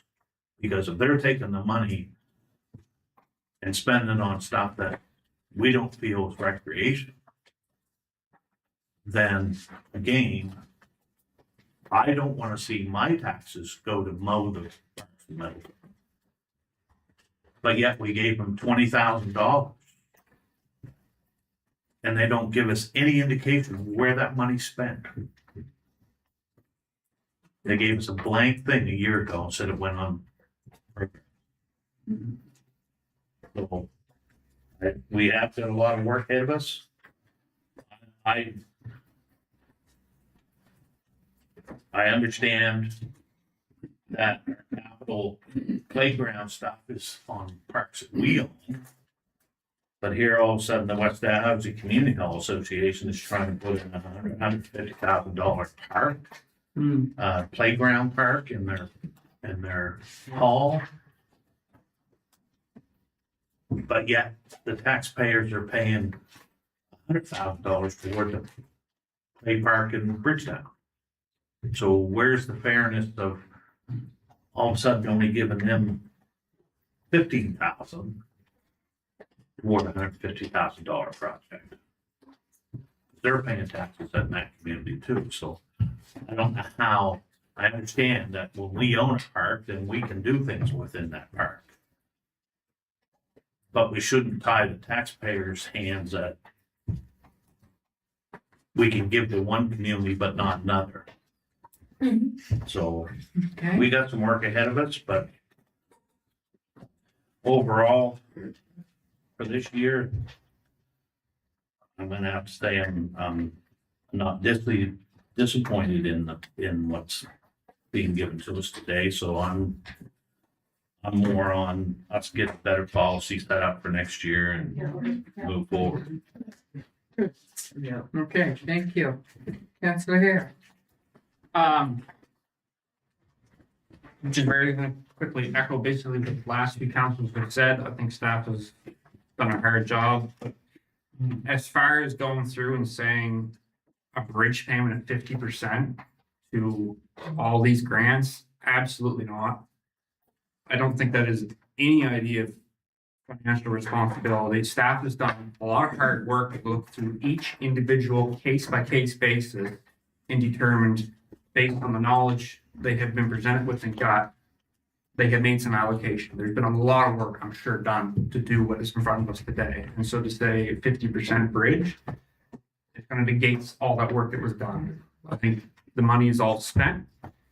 If we want to see money go to one organization over another, I believe there is a conversation needs to be had in this room if somebody wants to make that suggestion. So keep financial fiscal responsibility first and foremost in front. We had $300,000 in the budget for community grants. Keep it that. And looking forward to working on the policy. Oh, yeah, yeah. Okay. Anybody else have anything else before I speak? Okay. For a second, just regards to the policy, we're staff and the ones who are doing this, maybe in the future they can make some suggestions on how we should be moving forward with what should be in our policies, to make it easier on everybody. Want to say a few words on that? You can just. Experience? I can certainly jump in again. So as I've had discussions with the warden and deputy warden about this, but in Kings County, so grants were under my department in Kings County.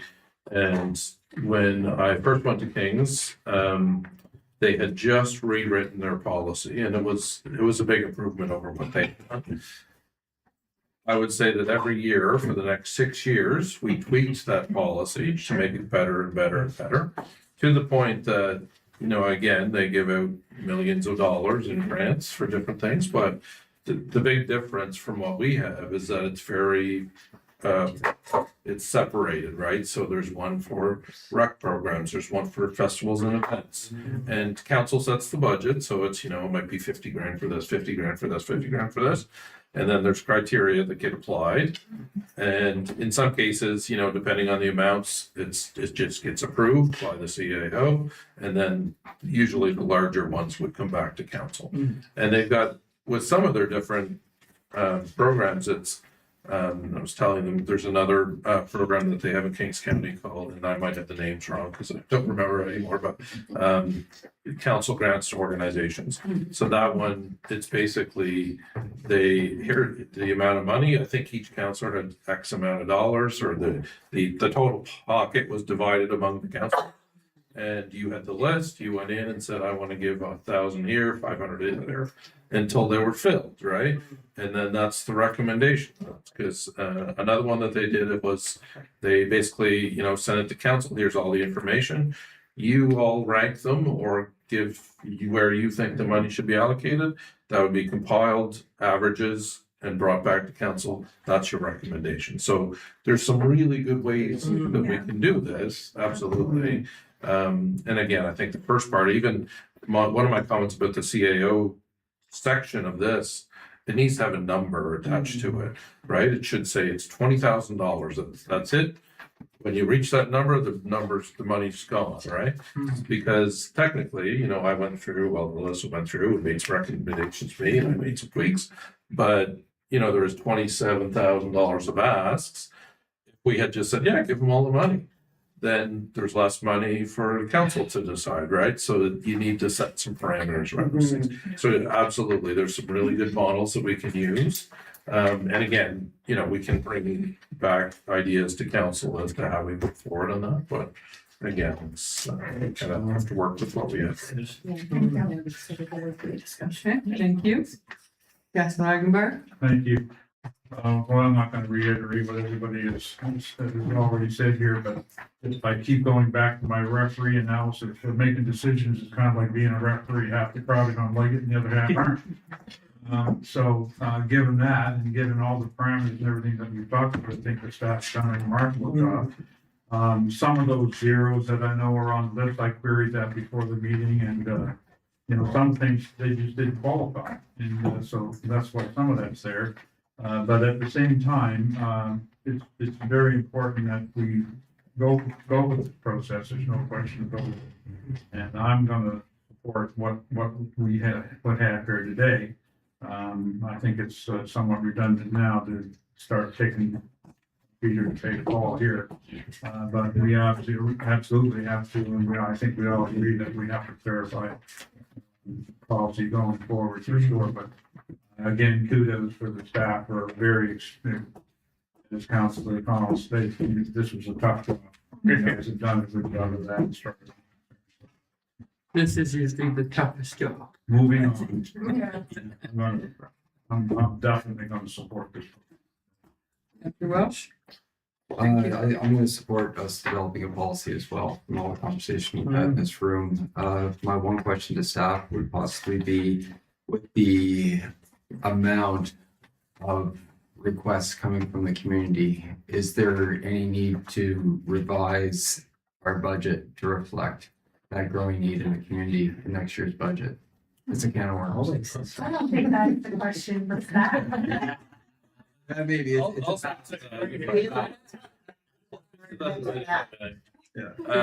So it's interesting, right? So again, with my experience, it's hard to chase that, because the issue is that it'll fluctuate year after year. Yeah. So depending on what's going on, depending if there's big projects or not, you might say, oh, well, we need to add another $50,000. And then you might run into, you know, well, there was only $300,000 of mass that year. Which is a little bit, you know, there's some benefit to, again, if you separate what you have a little bit more, you'll find that, you know, if you've done it well, because Kings was getting to a point where, you know, they knew that community halls, as an example, whatever the number was, 50 or 75 grand, that was covering pretty much, not all of the ask, but, you know, most people were receiving 80 to 90% of their ask. You move on to the next one, it was 80 to 90. So there was always a few tweaks, but I would say too, within their total grant allotment, sometimes one grant would be moved up a bit, sometimes one would be moved down a bit based on the previous year. So it's possible that next year we look at adjusting the number. But again, you have to be somewhat cautious about that too, to consider where all of the grant, and this is, this is really important for council to consider too. It's not $300,000 that we give out in grants because we have separate organizational agreements for nonprofit organizations. There's other, like, we have agreements in place that those are grants. We do tax exemptions. That's a grant. Like, so when you add it all up, it's a lot more than $300,000. It's, you know, it's, I don't know the number exactly, but it's at least twice that much money, if not more. So you got to keep that in mind too. So I think you're right. We always need to look at it every year to say, are we in a good spot? Thank you. Councillor Cranford? Just some food for thought, it may not be feasible, but I can tell you, when I was in the town of Bridgetown, the grant application process for this lot smaller group to pick from, but the application deadline was more coinciding with the budget process. So in theory, this number was reviewed at and kind of come to a general consensus before the passing of the budget. So if say this was all reviewed and determined in January before we went to budget deliberations, and we determined that Bridgetown would have been 300,000, but if the staff had reviewed it and said, listen, to get everybody fairly, we've arrived, last year it was 300, but we've arrived at 312, then they would submit 312 into the draft budget for consideration. And it may or may not be feasible or to make that drastic of a change, but that was one option that was out there. We kind of looked at this before, because in essence, by passing the budget, we set the pot ahead of time, but you just give you another option to look at. And on the other side, if you've determined that, you know, this year we only need 260 because all the community halls got new roofs and heat pumps and stuff last year and the needs gone down, then you can reduce the budget to factor in the savings or transfer to a reserve or something like that. Just put it out there. Okay, thank you. Well, I guess I'll put my 5 cents in. The one thing you did forget. See it.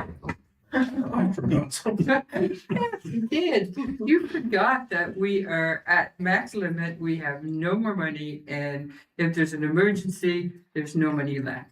So one of the criteria we spoke about was to what? I did forget that. You're right. Yeah, that we would put a set amount of money aside in the category for emergencies that we never had before, so that we know. So right now, the way we're looking at it, and we make more categories, just not clump them in like there. The other thing that I'm concerned with, and it's just the fact that when an organization gets the full amount, then the other organization says, well, how come they get the full amount? That is also something that could cause some problems. So whichever way we're gonna do this policy, I'm sure you're gonna have fun doing it, so that we can approve it one way or another. Just saying, I'd like to say good luck to you, just right now, but I have to say thank you to, we've all said it, to staff. This is the one thing that is so difficult to do. But I'm still concerned with, and the last thing is this.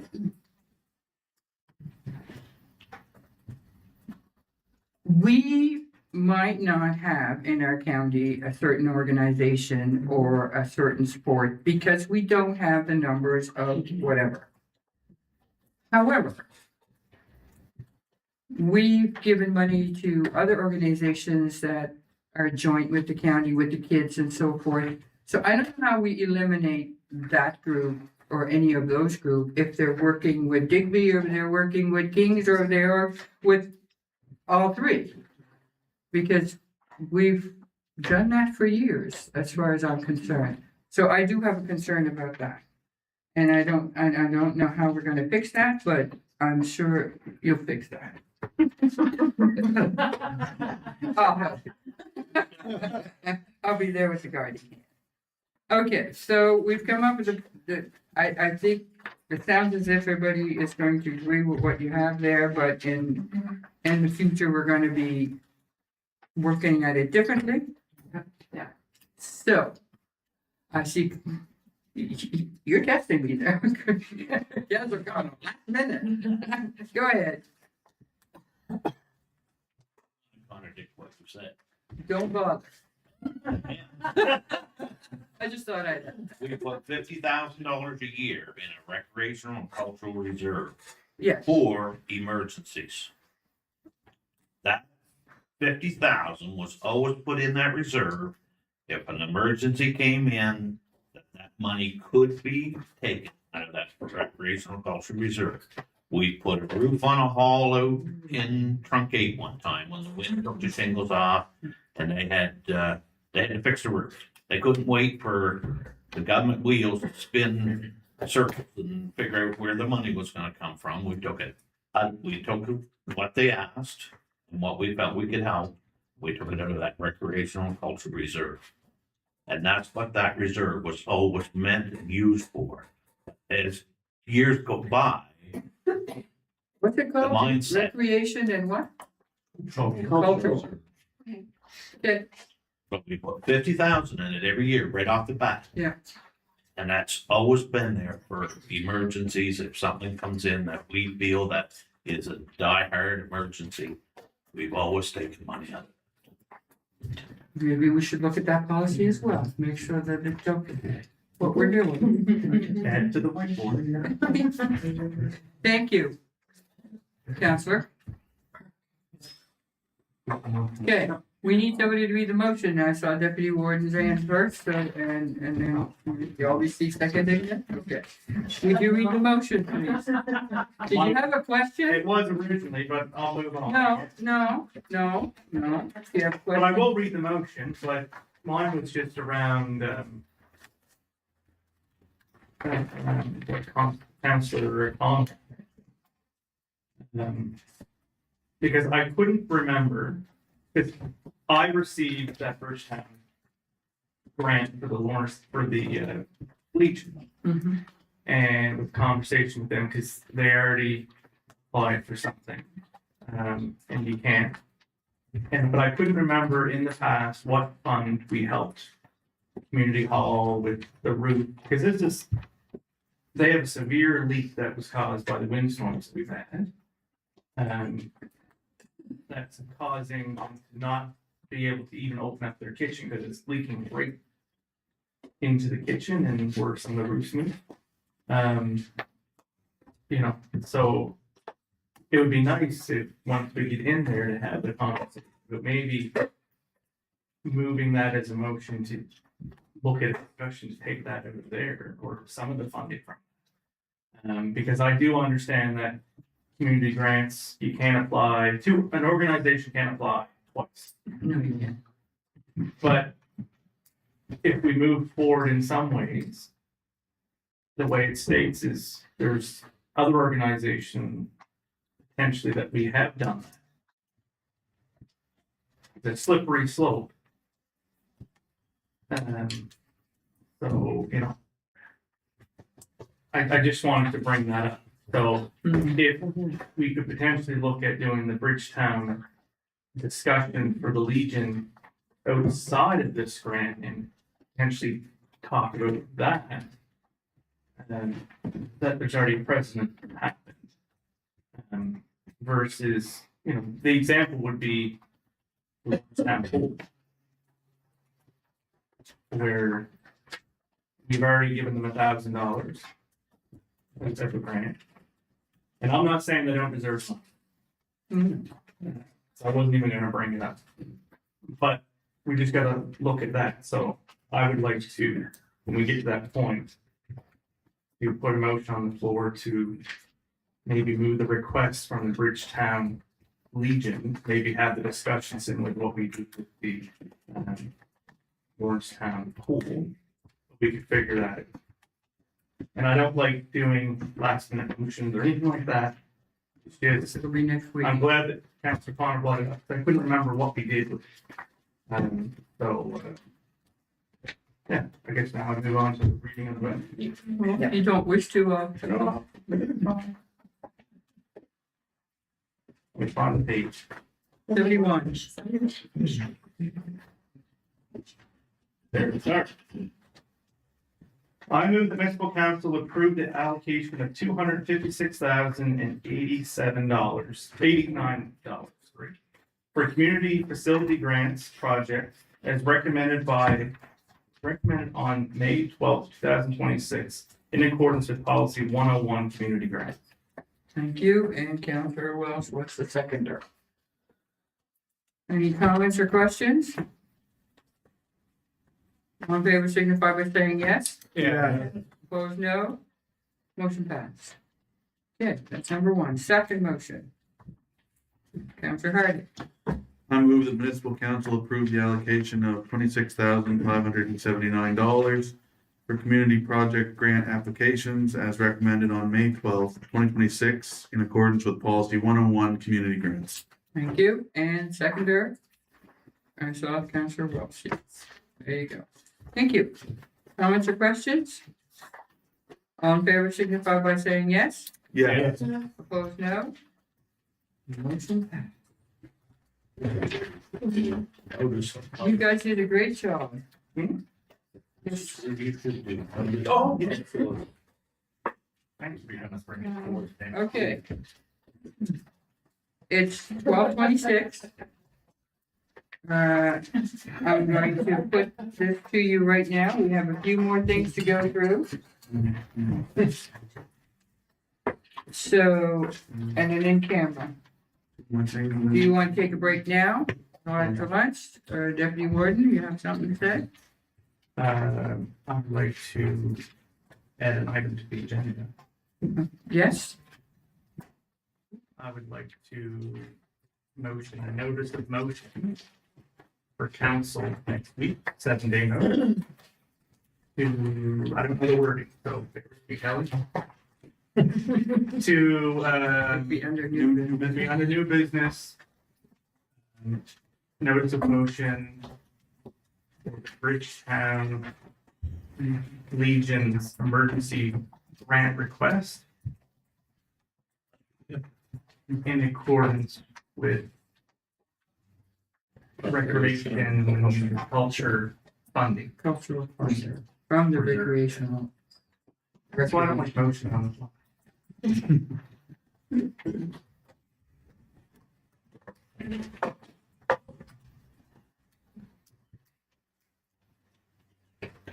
I just, that, under this of a motion to bring to council next week, under new business for Bridgetown Legion grant request in accordance with the recreation culture funding. You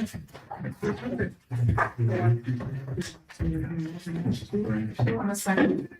Well, yeah, you're adding it to the agenda. You're just.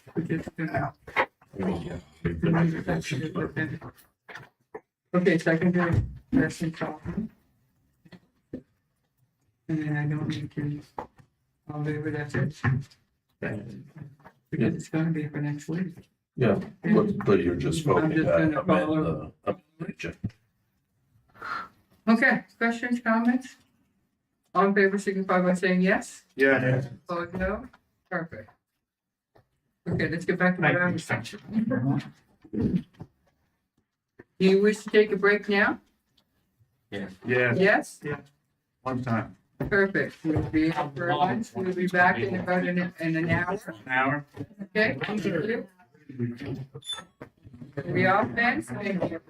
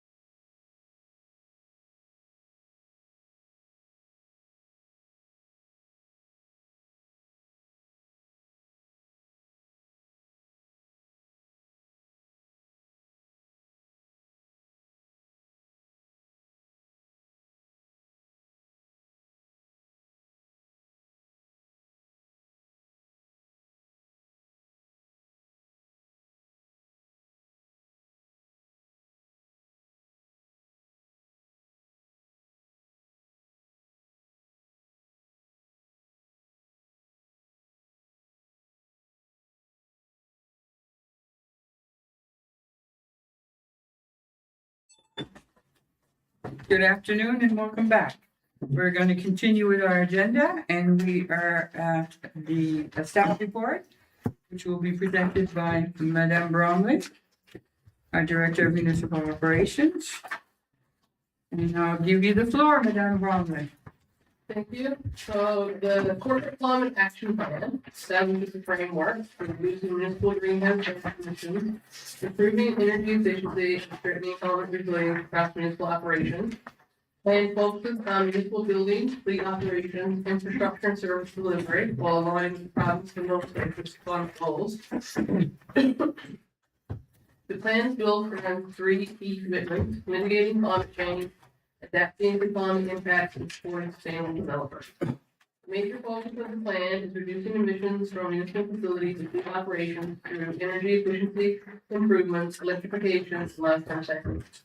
Key mitigation actions include completing a corporate emissions inventory, supporting net zero performance in new municipal facilities, incorporating energy efficient and low carbon design into new building and major retrofits, developing a fleet electrification strategy, encouraging active transportation, and flexible work arrangements where appropriate.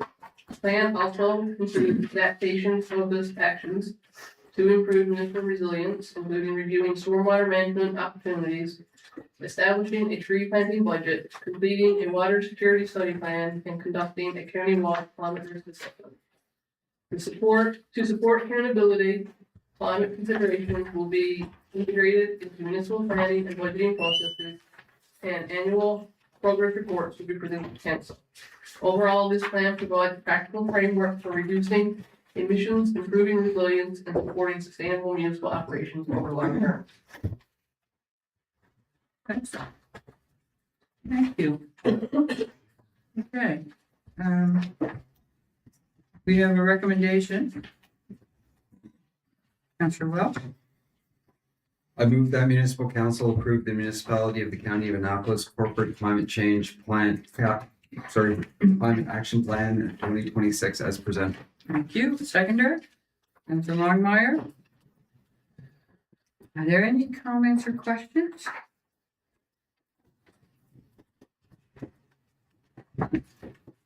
Seeing none, all in favor signify by saying yes. Yes. Opposed, no. Motion passed. Thank you, Madame Bromley. Our second staff report from Madame Bromley will be on the Max Young Fund. And I'll give you the floor again, Madame Bromley. This year, we have 3 items that are due for maintenance for the refrigeration system. Compressor number 1 overhaul, condenser plate regasket, and the chiller plate regasket. These items are typically completed every 3 to 5 years, depending on the system use. It's been more than 5 years since these items have been completed, and they've been identified as due this year to regular maintenance inspections completed by Simcoe. As of April 30th, the Max Young Fund had a total balance of 1.3 million. Okay. Before we start on questions, I guess we'll put the on the floor. Councillor Agenbar? Before I do that, can I add something to the motion? Just clarification. There's no reference to the Bridgetown Arena. If you read the motion as is, and you want to make a change, an amendment, you can do that after. Okay. So I'll move that municipal council authorize the withdrawal of $68,500 from the Max Young Fund for maintenance of the refrigeration system. Okay, and seconder, Mr. Deputy Warden. Okay? Are there any questions, statements, discussion on this? Councillor Agenbar? I'd like to amend the motion if I can. And how would you amend the motion? I would add the, in the Bridgetown Memorial Arena. After system, in the Bridgetown Memorial Arena. In the Bridgetown? Memorial Arena.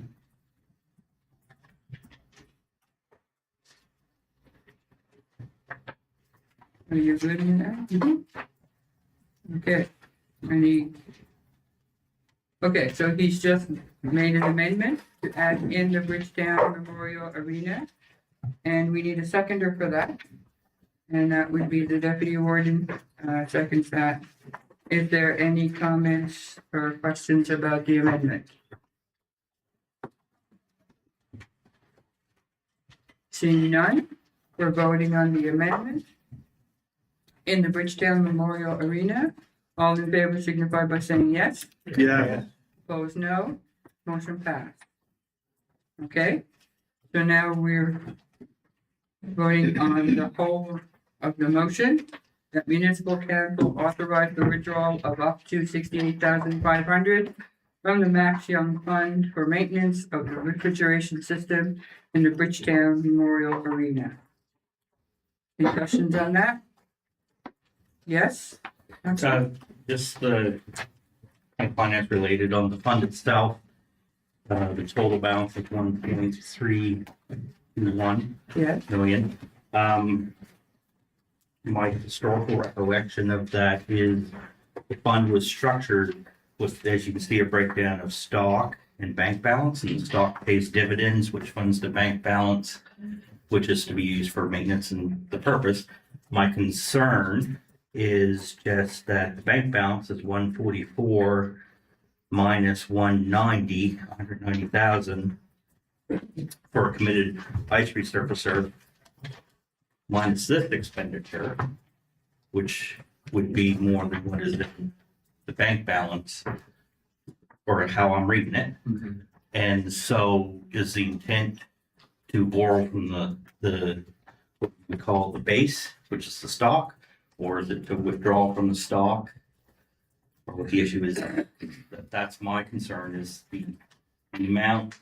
If you think of it as like a principal, the amount that was in the stock is the intention, I believe, was to be maintained. And you operate off of the interest. Now you have a higher amount. But I'd like to think if we're dipping into the stock, it's going to be replenished or some sort of other avenue. Because I'm interpreting this as taking more in the bank, what's currently in the bank. Do you have any idea with that one? Because I think.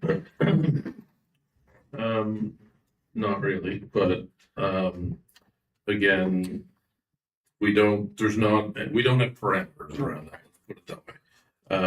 We also, I know that in here we have minus the 190 for the ice resurfacer. And you'll recall that's the ultimate amount that we would pay.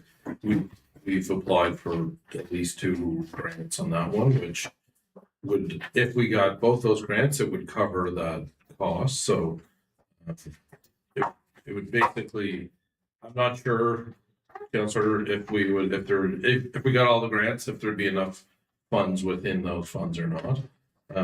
But certainly what I would say is that, this started at $75,000, which has paid dividends, which have sometimes been used, sometimes not, and reinvested, which is why the stock has grown to the 1.1, almost $1.2 million. So, but there's no parameters that say we can only use the bank balance. Okay. Thank you. Because I had the same thing about the grants. Yes. Yeah, I just want to reiterate that point. Several years ago, I'm gonna say 15 or 20 years ago, when we were closed down by the Department of Environment because of roof issues.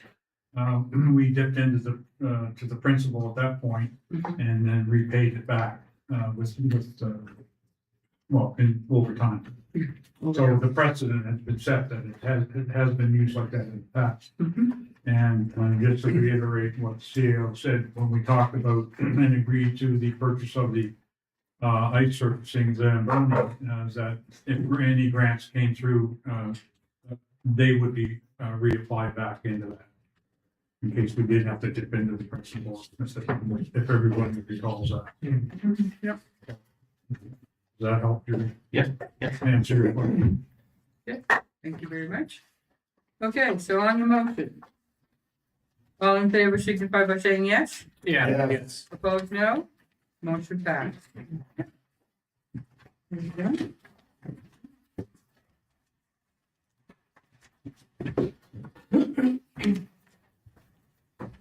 Okay. We have an information report from our Public Relations Officer, Madame McCormick. I'll give you the floor, Madame McCormick. Thank you. So Laura is passing you the presentation. That's the recommendation. So it makes my heart happy when I can come to council with a really good news. So this is it.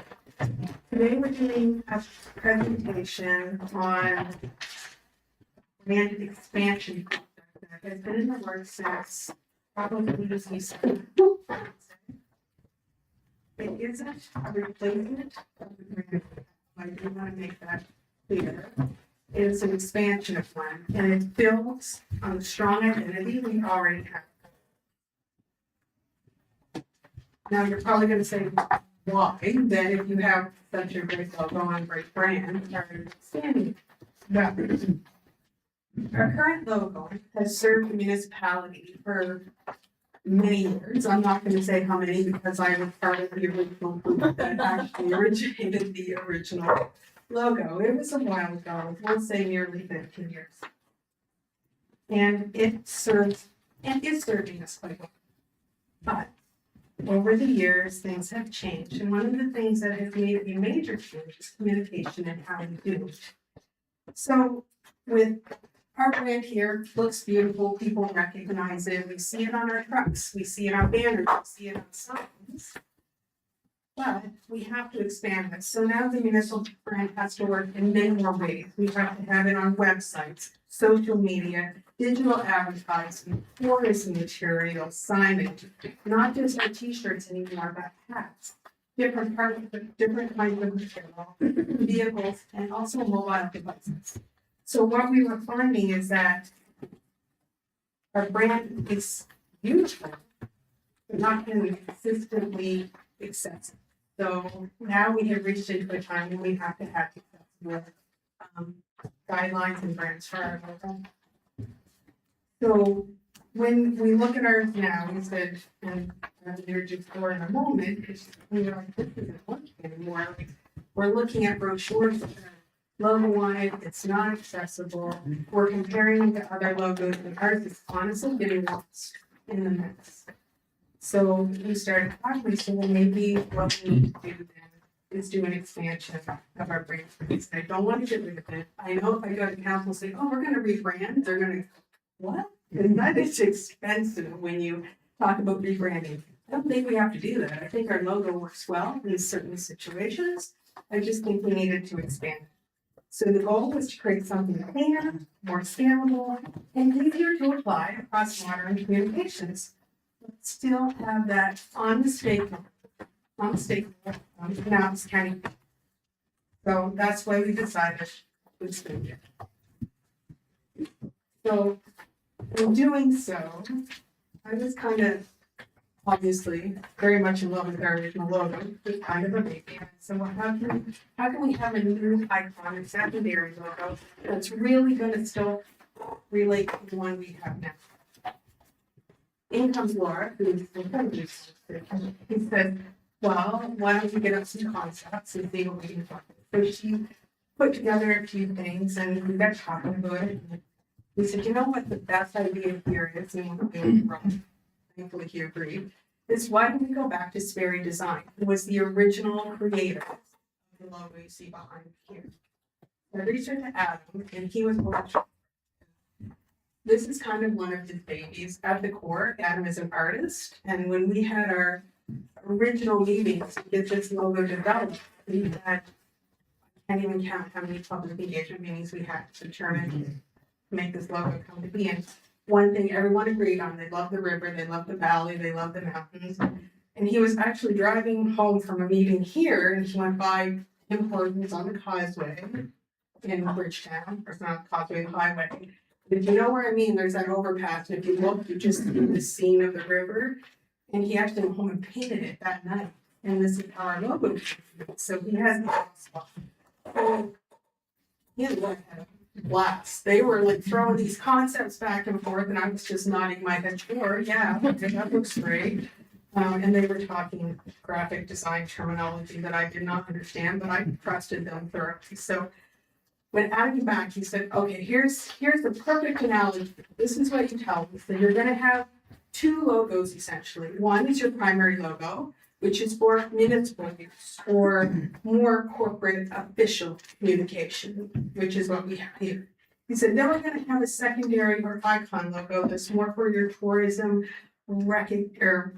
recreation, marketing, community promotion. He said, to put it in simple terms, your primary logo is your Lexus and your secondary icon logo is a Bronco. He said, "You're off road." I said, I actually understand. What you mean. So they came together after a few meetings, he came up with some concepts, and the result is our secondary logo, which you see there. And it's a simplified identity that reflects the same landscape, inspirational vision, and DNA of our original brand. In essence, our logo now has an offspring. And it's our second and icon logo. So if you take it in short, these are the things I stepped forward. I said, please make it look like at least it comes from our original logo. He did that. He was very, upfront. Here's what I think we should do. Here's the things that I think it's rooted in with the landscapes and the communities, and he nailed that. And the goal, I told him entirely, was not to create something new. I wanted it to reflect the qualities that our logo already has, and he did that.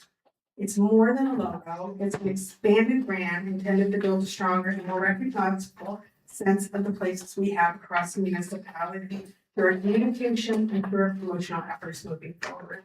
He did a bang-up job. He gave us taglines like Annapolis County, where you belong, whether you're just arriving or never left. He was really great. Laura was right there. She did a fantastic job. And I'm sure if you've seen some really beautiful posters lately or social media posts, Laura's the creator. So I knew we were in good hands when we started this.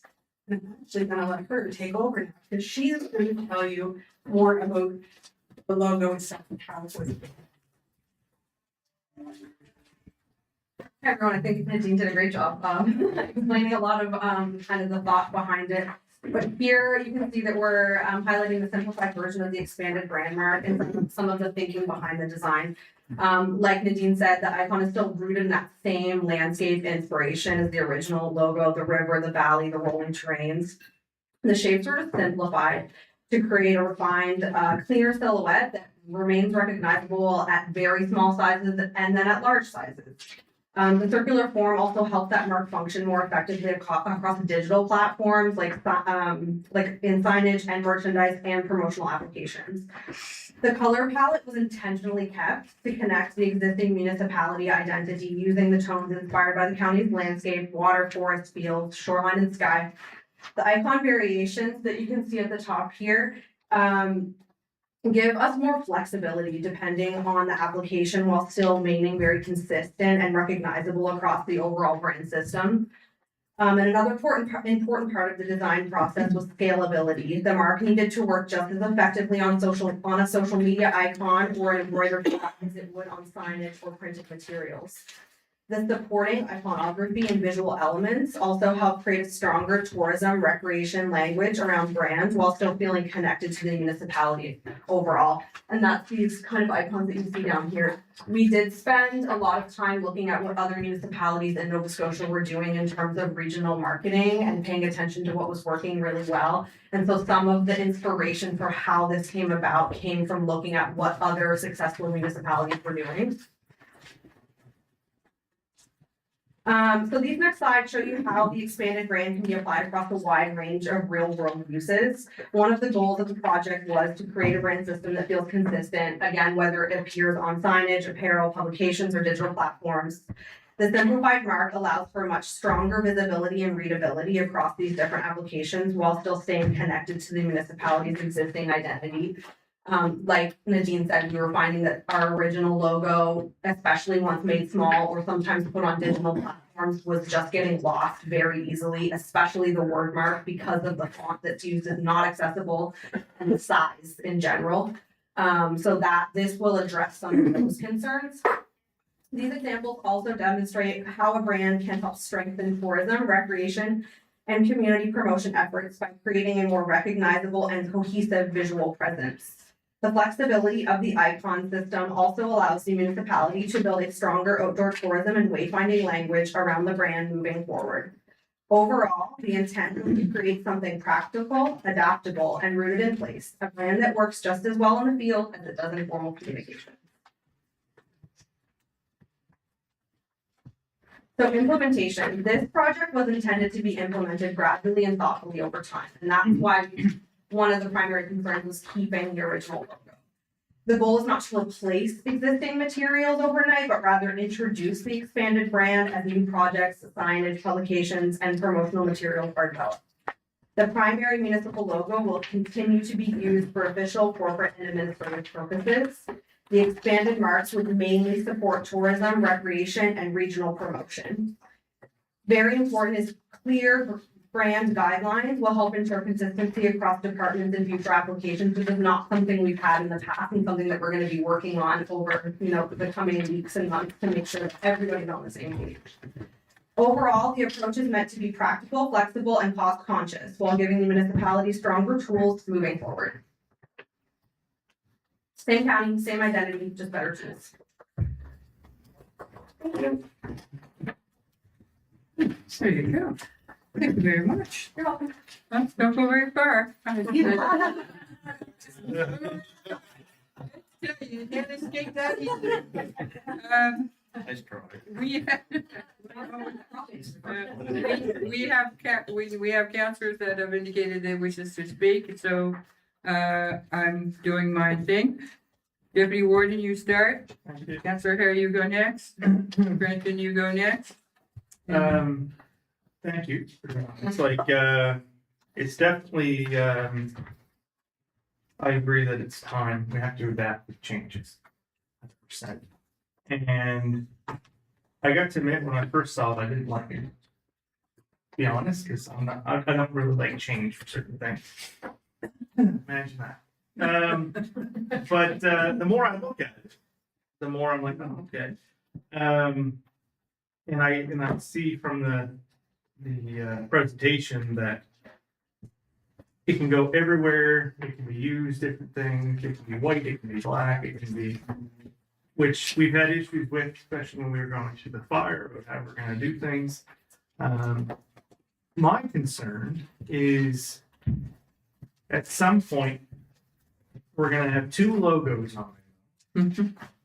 And is that going to be confusing for people? In my mind, we have to really pick one. Like, it makes no sense to me to use the new logo as a secondary, and you have that for tourism, recreation, and promotion. That really is where people see it. That is our new logo. And then if we keep things with the old logo on tax bills or whatever for official uses, is it going to look confusing and actually not kind of defeats the purpose of this branding of having a clear something that you can see, whether it's visual or what have you.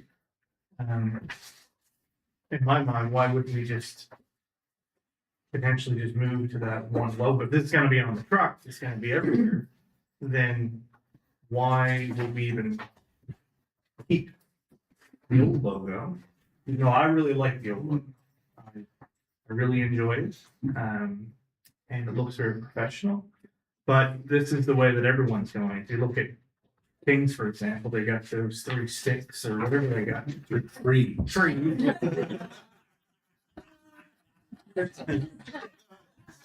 they've had that conversation before. Whoa. Well, whatever they are. Really better. You know, it's the way everyone's going, and for me, it doesn't make sense to keep 2 logos, because when it gets confusing around publications of like, what do we consider official? What do we not consider official? If we're sending a tax bill and the old logo is on, well, that was the challenges of having one that people couldn't read anyway. So in my mind, why keep 2? I can understand keeping 2, why we transition. But the end goal in some ways would be if we're going to change something, let's not be repetitive with it. You want an answer? I have Nadine up there with her hand up. Go. Not here very often. And honestly, down the road, that's probably exactly what is gonna happen, and we probably will transition into the newer logo. I don't know how many would remember, but we actually have a coat of arms, and for many, many years, that's what we used, is our coat of arms logo. And then we introduced this one 13 years ago, and we said, well, we'll use both, and we did. But I don't even know if people remember the coat of arms, because it was just a very slow transition into what we have today. And I suspect that's what you're gonna see with this one. We're not quite ready to let the original one go. We still have it all over our vehicles, we still have it all over, our signage and that. But as we transition, I suspect this is what's gonna happen. We just couldn't go clean cut. This is the route we're going. Another school of thinking is if you look again at some of the municipalities who are really successful in regional marketing right now, they almost all have two brands. One is their official municipal brand, and then one is their tourism regional marketing brand. So Cumberland is one of my favorites and one that I look at often because I think what they're doing in terms of regional marketing is pretty outstanding, and they're doing it completely in-house as well. And that's how they've been doing it. Newburgh also has two websites, two visual identities. What we call it. Not that I'm against moving, like you say. But I really do like the logo, especially the one that's in that what's underneath. And I really like the mock-ups of the sign. So to your point, actually, Deputy Warden, that's why there's two. So County of Annapolis has always been known as the government entity. And Annapolis County is a region. So for tourism, we have Annapolis County because it's a regional. Yeah. Representative for County of Annapolis, us more with the governor's body. So we're gonna have three. That's okay, yeah. We're not gonna have three different logos. You saw, there must be 18 or 20 different ways it's used. That's different than what the brand is, right? So the other thing I would add is that part of our discussion, our current logo, it's it's not accessible, it's hard to use. I know you've got the flyer right there, we print it and you can't tell what it is. So we have, when we do these joint things where we have Middleton and Annapolis Royal and us, you can't usually make out ours the way it's written. So this is where I think it's really important, and Nadine mentioned it, we need this really good brand guide that says, this is when we use this one, this is when we use this one. And that's why, because we don't have that now, so that everybody understands that for this, you use this, for this, you use this. And again, sometimes it's Annapolis County, it's County of Annapolis. Perfect. Wrap it all. Wrap that around your head. Yes, okay. The two different logos, I think we'll hear about that going forward. And as far as primary and secondary, again, this looks to be more what will end up being the primary, and the old one will be the secondary. I guess my first question on this is, how much is this all costing us? How much is the actual rebrand costed us? How much is it gonna cost us are we gonna rework existing signage, no? So that'll stay put until it's replaced.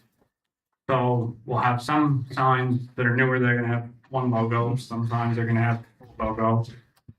So I think there's gonna be, I don't necessarily think it's gonna be confusion.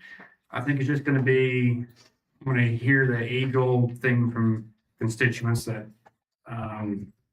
just the general complaints of government inefficiency, that's what I'm gonna kind of hear. I want to ask, just to be certain, that is not AI, is it? The actual logo itself? No, it was made by a designer, the same one who made this logo. Perfect, just want to be certain of that.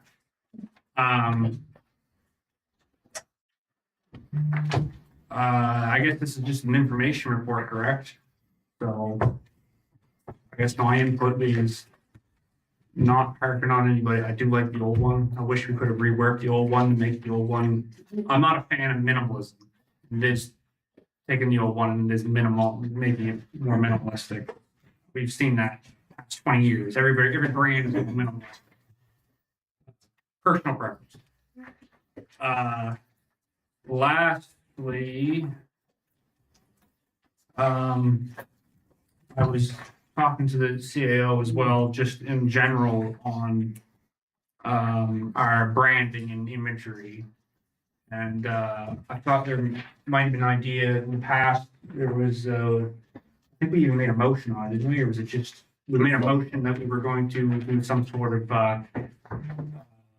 community Art project. art project. We're gonna highlight, and if we want to incorporate branding into it, like we got this was all in our mailboxes with the recreational fishing. So perhaps we can also, instead of like, this is AI, I was assuming the whole thing was generated with AI. AI has its place, but we do have a fantastic community of artists.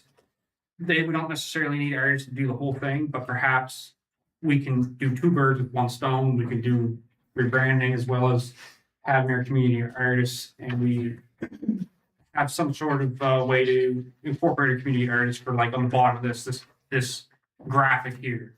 We can have somehow community artists make that graphic. It's kind of two birds with one stone. And I think it'll have more reception, more people will see it that way than if we had an art gallery in one of our offices.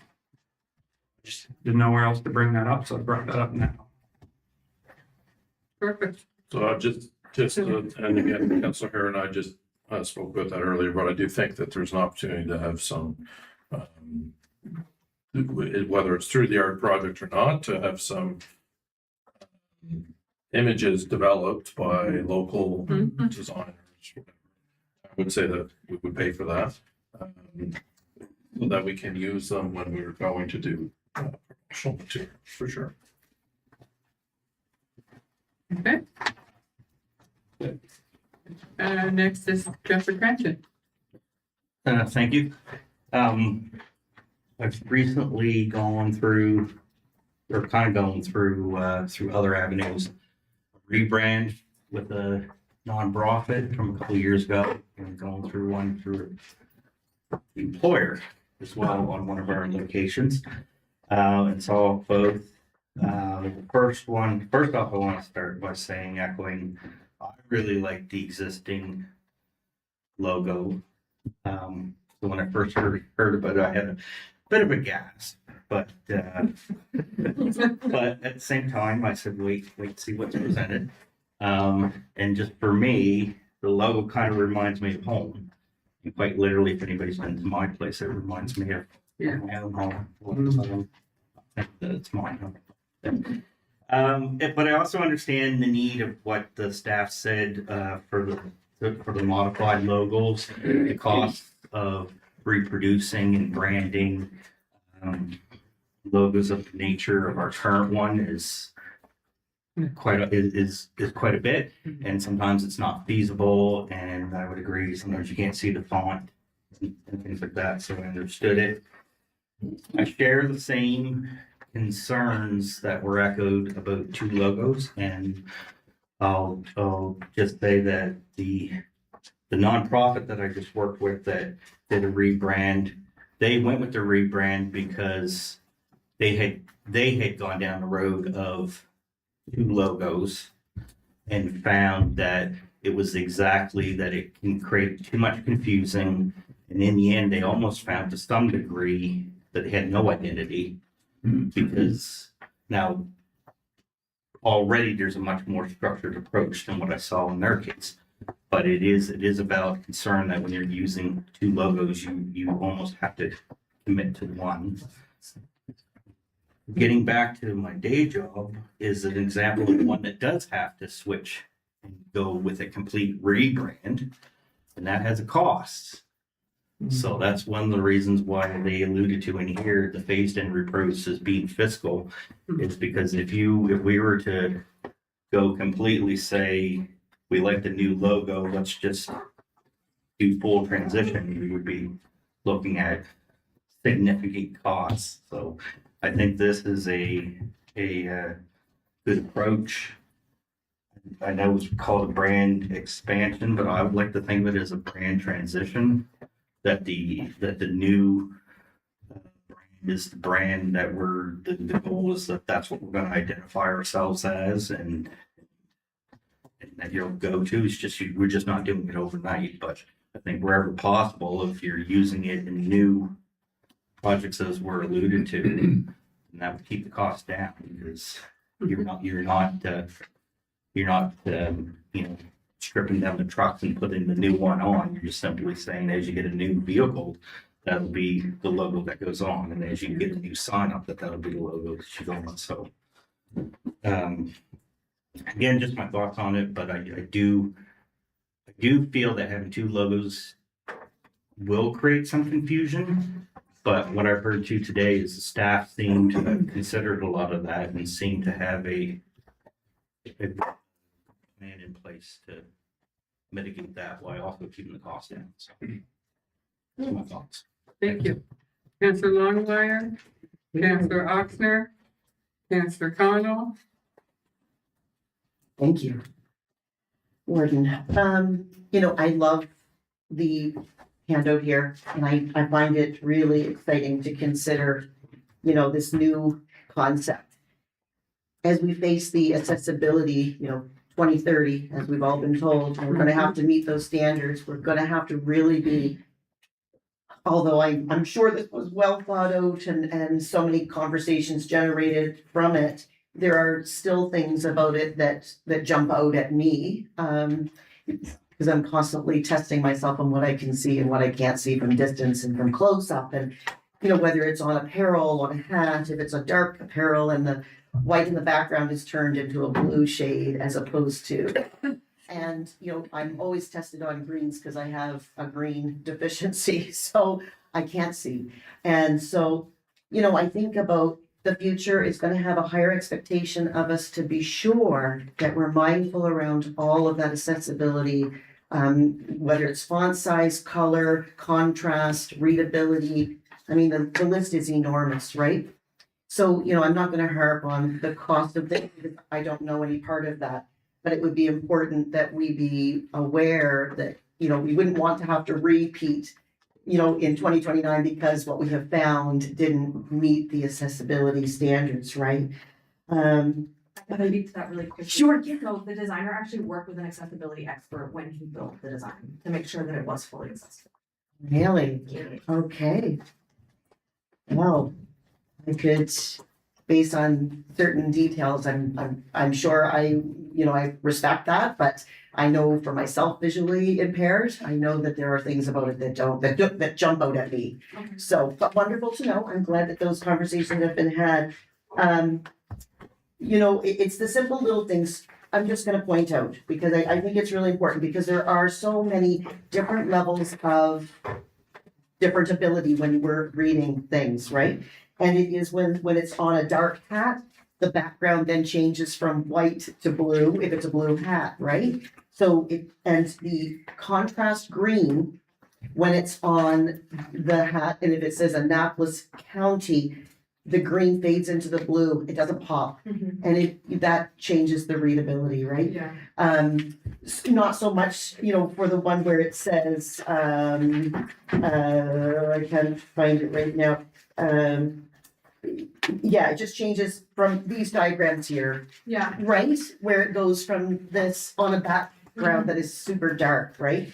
And if green is the appealing color, it fades into navy, it would fade into black, right? So, yeah, I'm excited. I like change. I think, too, it doesn't confuse me. I think they're so very similar. I love the comment that Councillor Hare had made, I believe, last week.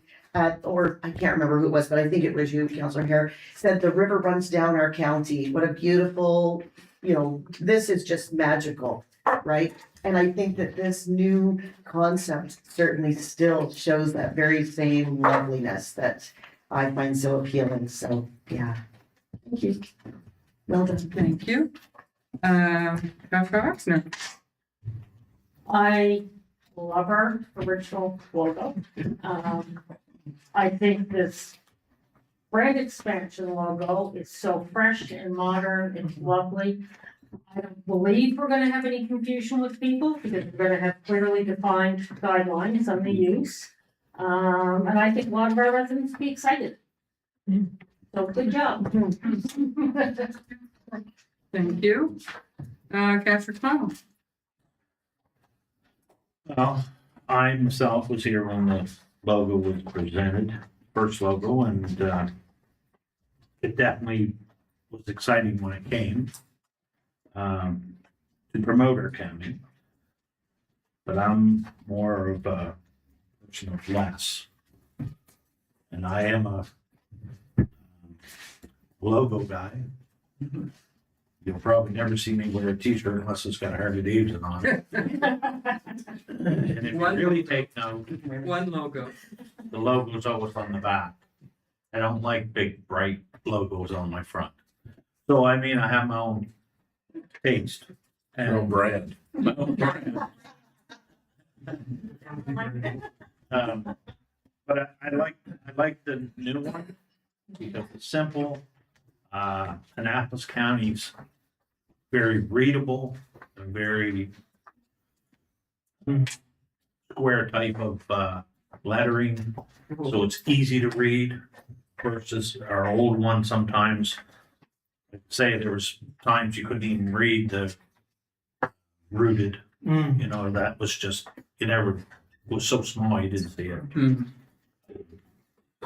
No, good job. I like the new one. I like something new, but I like simple things too. So I like the new logo because it fits good on t-shirts. I'm not a hat person. But no, I like it. Looks good. And as far as I'm concerned, eventually we probably will work our way out of how much one's used over the other. That will eventually just go away from using the old one if the new one takes precedent. So I think people themselves will tell us which logo they like and how it presents itself. So no, good job. Great. Anybody else? Councilor Eckenbach? Well, I like the old one. I can't say I dislike the new one, but I just, a couple of things that I've noted with the old. So the old gives more messages to more people, I think. And by that, I mean, there's a visual effect. Basically, and really what it is, it's about promoting, you know, the valley, or not the valley, Annapolis County. And so the visual effect, you see the mountain, you see the river, you get, so some people will get the picture of what it is. Oh, what a beautiful looking place. Maybe I'd like to go live there, or I'd like to go visit that. But there's also the literal message, which is naturally rooted. And that speaks to me, it speaks to, well, what does the valley have to offer? Well, it's naturally rooted. So agriculture is our primary asset here in that respect. So it tells people that, not just visually, but literally. So I like that message too. The fact that you can see it and more people are going to take more from that, I think, in that respect, as far as promotion is concerned. And then, of course, there's the cost implication as well, as several of our colleagues have noted here. You know, we're allowed to get some public pushback on that. You know, why are we spending money on this when we could be spending money on, you know, a variety of other things? So I'm kind of, I kind of like the simplicity of the new one, but I think that the old one gives more visual and literal effect and message out there. That's my 2 cents. That's your 2 cents? 3 cents. And there are no pennies anymore, so it's a nickel. So there you go. Thank you. Anybody else? No? I say great job. I like them both. And I think the new one is great. It's mainly because of the accessibility part of it. And that's what we're all heading for. And it's not as if we can get out of it. And we shouldn't have to, because it looks lovely, and there's nothing really wrong about it. I understand what Councillor Aguilar is saying, but, when you put it up on a flag, we have it in here? No. You lose all of that beautiful logo up on the flag. I complained about that flag. I digress. We'll move along. Thank you very much for the presentation. Welcome, Laura. You're welcome. Thank you, Nadine. And if there's no more comments, we'll move right along. And I don't know. Here we go. We are at the end. We do not have any new business. And we are. Oh, yeah, we need that new. We already did talk about it. That's right. Under new business, we have a motion by Councillor Deputy Warden Angelo. And would you like to speak about it again? And then we'll go ahead.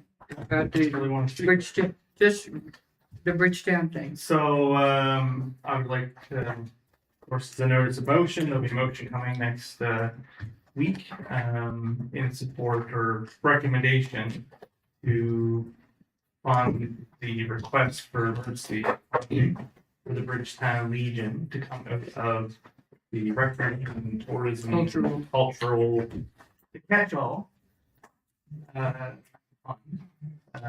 to help them through this time of need and hopefully stop the water from going in the kitchen so they can then open it up. That hall is used every day. We use it as a municipality, and it's our big community hall in that area. So it's nice to see them to help them with that. It's when it rains, it pours. So had some issues with the project we helped them with in the past with the ramp, and they're dealing with that. But next time, the situation like we've had with many others. Okay, thank you. So as we know, we're gonna have a motion on that for next week. So we have everything down. We don't need anything else. Madam? Yep. Okay. So we are down to the last item, which is an in-camera.